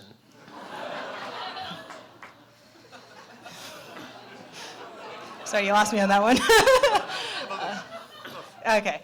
I just really need to exercise my puns here, my brain. Jim. Well, that is 10.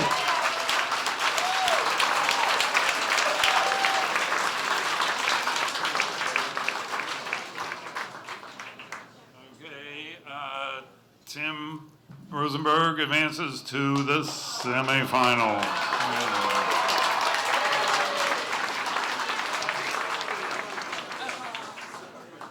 Okay, so the semifinals. For one thing, the time goes from 12 seconds to 10 seconds. And we have 3 folks up here now: Matt Moraine, Phil Crew, and Tim Rosenberg.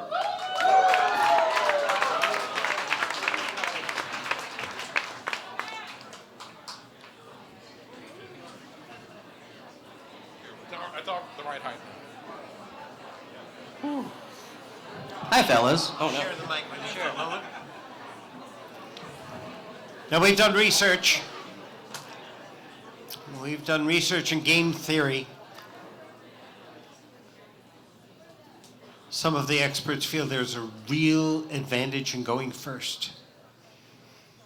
Some of the experts feel there's a real advantage in going last. Some of the experts feel there's a real advantage in going neither first nor last. So we don't care. Here, just go across the stage. The first one who cannot come up with something in 10 seconds is the one who departs, and the other 2 remain. We had one of these rounds go for about 20 minutes 3 years ago. I think we will. We might. You never can tell. Categories are hard to predict. Here's your category: things that cause nightmares. Okay. Question: what's a horny pirate's worst nightmare? Answer: a sunken chest with no booty. Go, Putt! I hope everyone will stop clowning around. May divorce be with you. I'm kind of nude to this. I'm definitely in the it crowd. Do you see my girlfriend out there? I spied her. Hi. I can barely see her. Nothing scarier than demon days. What? The Mondays. The Mondays? Demon? Oh. Mondays? Yeah. Very priestly of you. Easy! Oh, man, this is making me feel like I'm back in school. I watched a scary movie with my brother and my extra sis. Mm-hmm. We watched the same, but it was Raiders of the Lost Dark.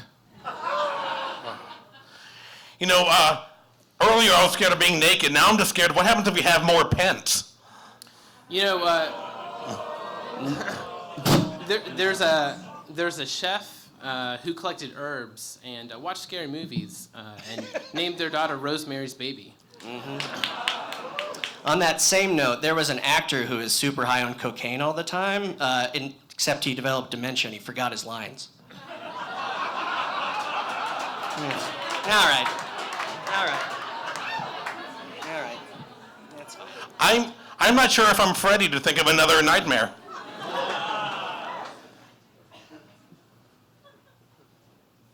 Well, you could bottle up in a Jason jar.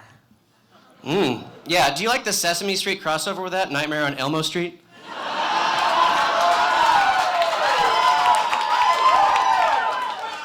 I think Ambi and Weird.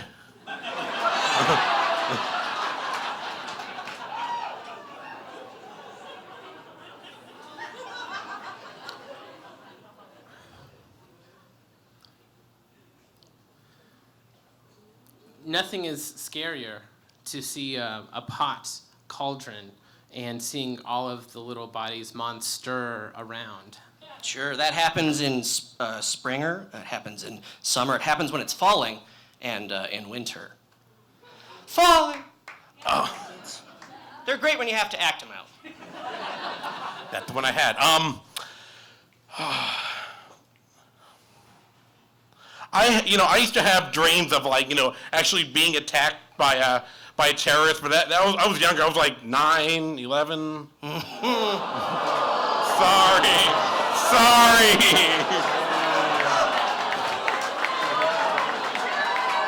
I'm sorry.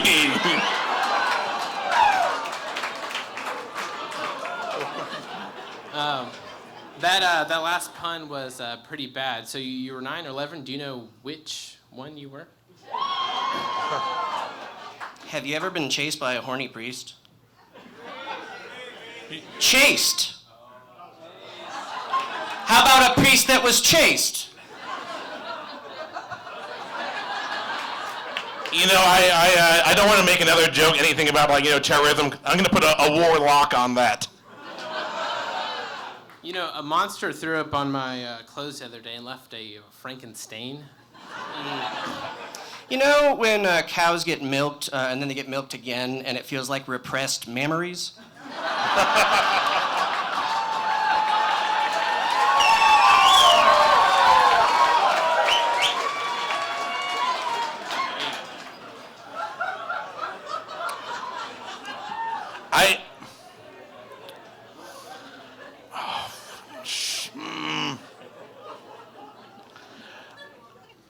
I'm gonna just take all the jokes I wrote down, make a big vampire, and burn them all. Have you heard of that dream sitcom back in the day called Lucid? I'm Home? That one dads up. Anyone else have nightmares about their dads? Yeah! Sorry, I think I heard my apnea. Nothing scarier than reading legal paperwork and finding vicious claws. Gotta get a little more bite on those, Tim. That one was kind of toothless. That's a common one, right? When you lose your teeth? My dad loses his teeth! Yeah! I used to have dreams about weird things like guns, roses, but even a slasher film. Well, these scary nightmares are pretty spooktacular. Sure. I'm gobbling them up. Ghost, sit down.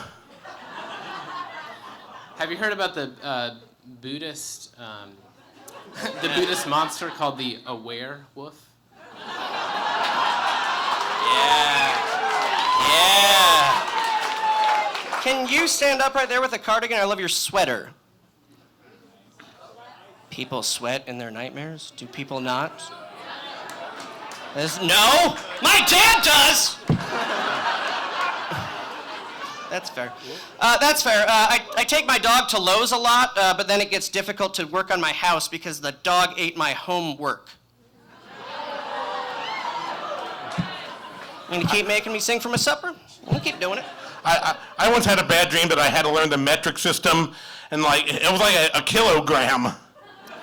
Well, the gardener had a wet dream. It turns out he likes to wet his plants. Jesus. You need to take your car to the night body shop because you have nocturnal emissions. Wow. Man, I've got some stiff competition here. Is that just a boner joke? You would.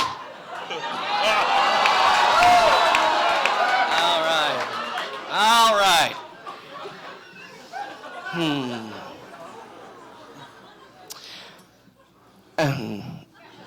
you guys remember Jodie Sweetin from the whatever that show was? I always have terrors I get Sweetin alive. I'm done. I had a dream that Bob Weir and Jerry Garcia were beating me up, getting attacked by the dead. I went to the doctor to get my wet dreams checked out. He told me, you're in luck.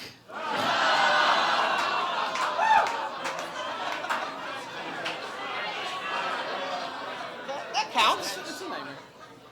It's a pee joke. One of my worst nightmares is actually also what I call this. It's my left behind.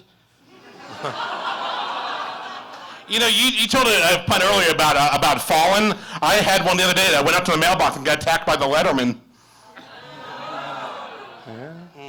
Fallon? I had a nightmare. I was chased by the Cookie Monster. I call it Cookies and Dream. I think you're abandoned. I'm getting alarmed by these jokes.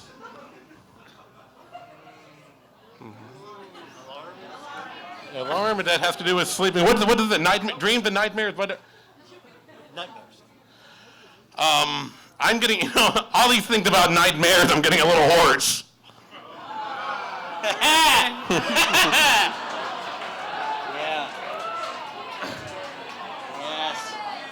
Yes. Right. Yes. I had a nightmare about dating apps. In the nightmare, I got ghosted. Ghost. I use Ghost. It's just a wall of shout. Well, the only thing about drunk ghost is the booze. Booze?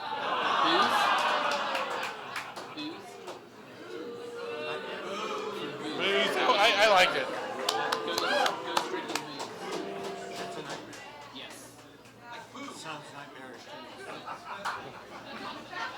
me. Did I tell you about my internet technology that tracks down every Radiohead song? It's a creepy crawler. Nice. I remember the last time I was here at Motorco, I saw a drowning pool.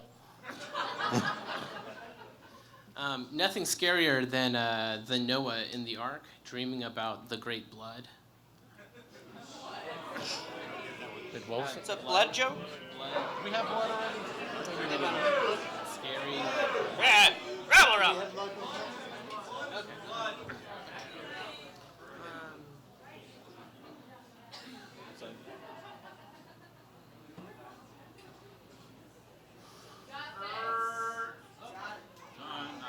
Time.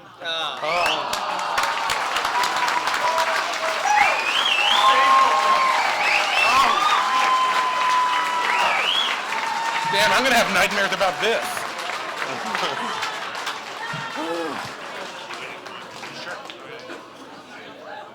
So we always give presents to the final three competitors. This year, they're for the third place finisher, a $50 gift certificate to the Regulator Bookshop, a nice journal from the Durham Literacy Center, a little box of chocolates from Parker and Otis, and then I always go to the scrap exchange and look for strange things. So Oh my God. we have this nice dog for the dogged determination shown in advancing so far. in this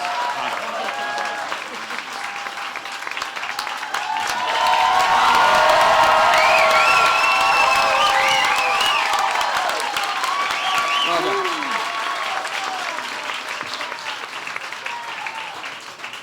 My wedding ceremony was 6 feet under. I got married alive. That is all I had left. I had nothing All I else. had left. In the tank. And then there were two. Let's see, what is the category?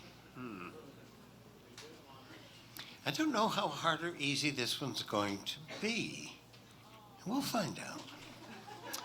Your category, before we start, let's give them both a great hand.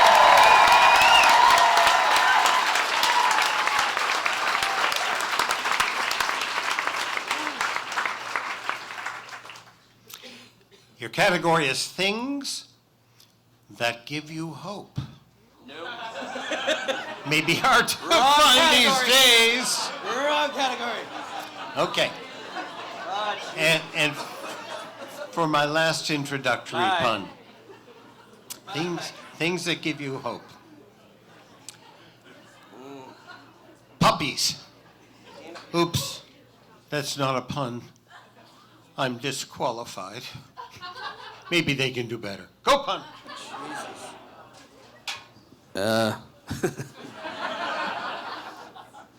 Hi, son. It's your dad. I heard a few chairs there, a few chairs there. The future? A few chairs. You, not me. I was talking to my Italian friend today. He wanted to talk about the day that comes after this, but we were eating fruit, and he said, tomato, tomato.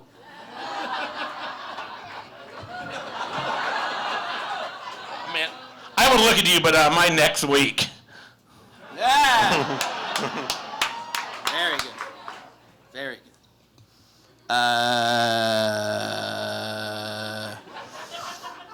I elect not to go for another one until November.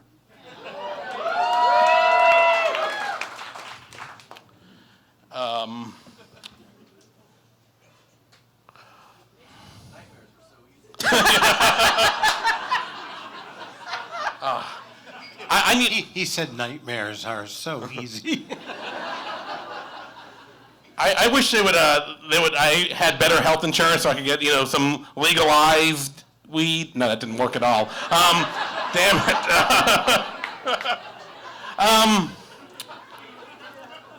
Shit, I have no hope on anything. I need to move to another state, maybe like Georgia, Obama. Yeah. Make sure you get the 90-day Elizabeth Warren tea.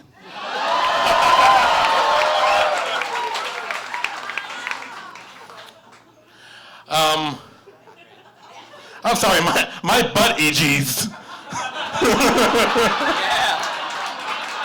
You might want to get a salve because it might be something Bernie's.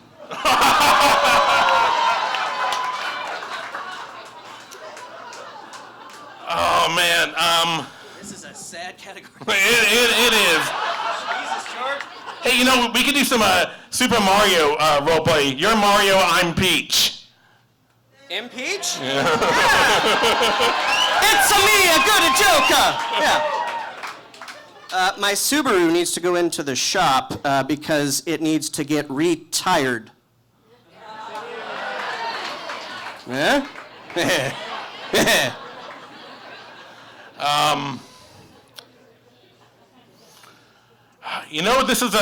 This is really, really popular. In fact, I think this whole thing is going to blow up.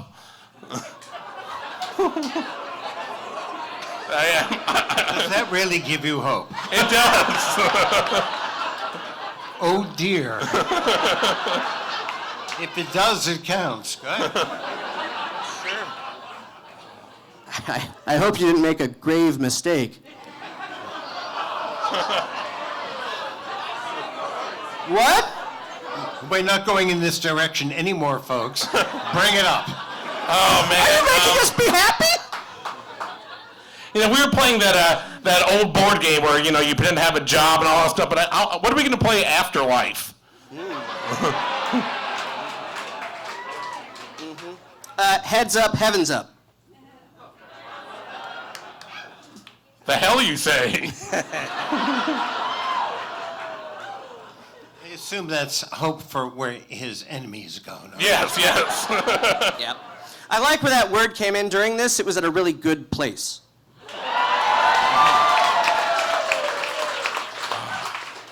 I'm sorry. I just need to go. I'm really just hoping that I can go home and smoke. I just want to have a Super Bowl. I haven't made my dues in a while, but I'm really looking forward to reunion.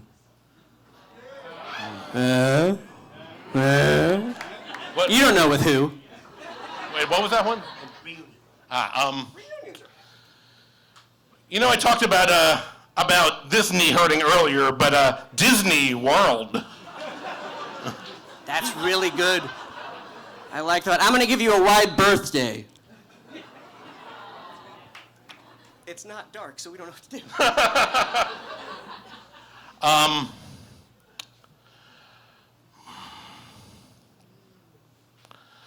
You know, I couldn't think of a better suggestion than being in this pun contest again. No, I'm hoping for never. What? That one's hard to turn down, you understand, but explain? You're right, there's not a pun there. Shit. It was a good ad. Jeez. Oh, jeez. I have no hope.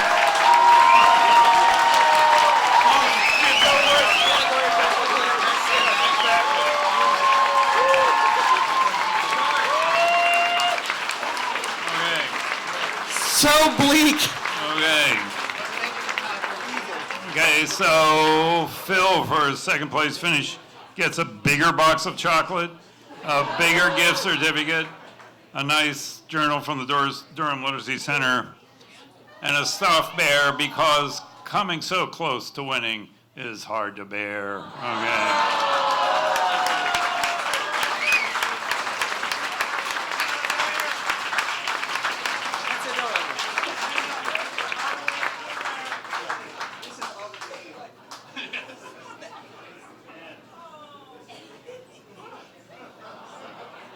For our winner, the biggest box of chocolate from Parker Notice, a bigger gift certificate to the regular, a nice journal from the Durham Literacy Center, and the biggest, strangest stuffed creature, I guess you would call it, I could find at the Durham Literacy Center. Well, we've got our nightmare category again.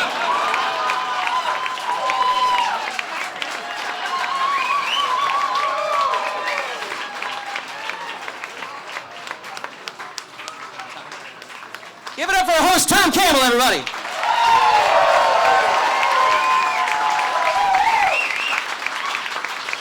Okay, and thanks once more to Elliot Berger from the Regulator, our timekeeper. Okay, y'all come back next year for the 10th Great Durham Pun Championship. And we will hope that we have better categories next year. Okay.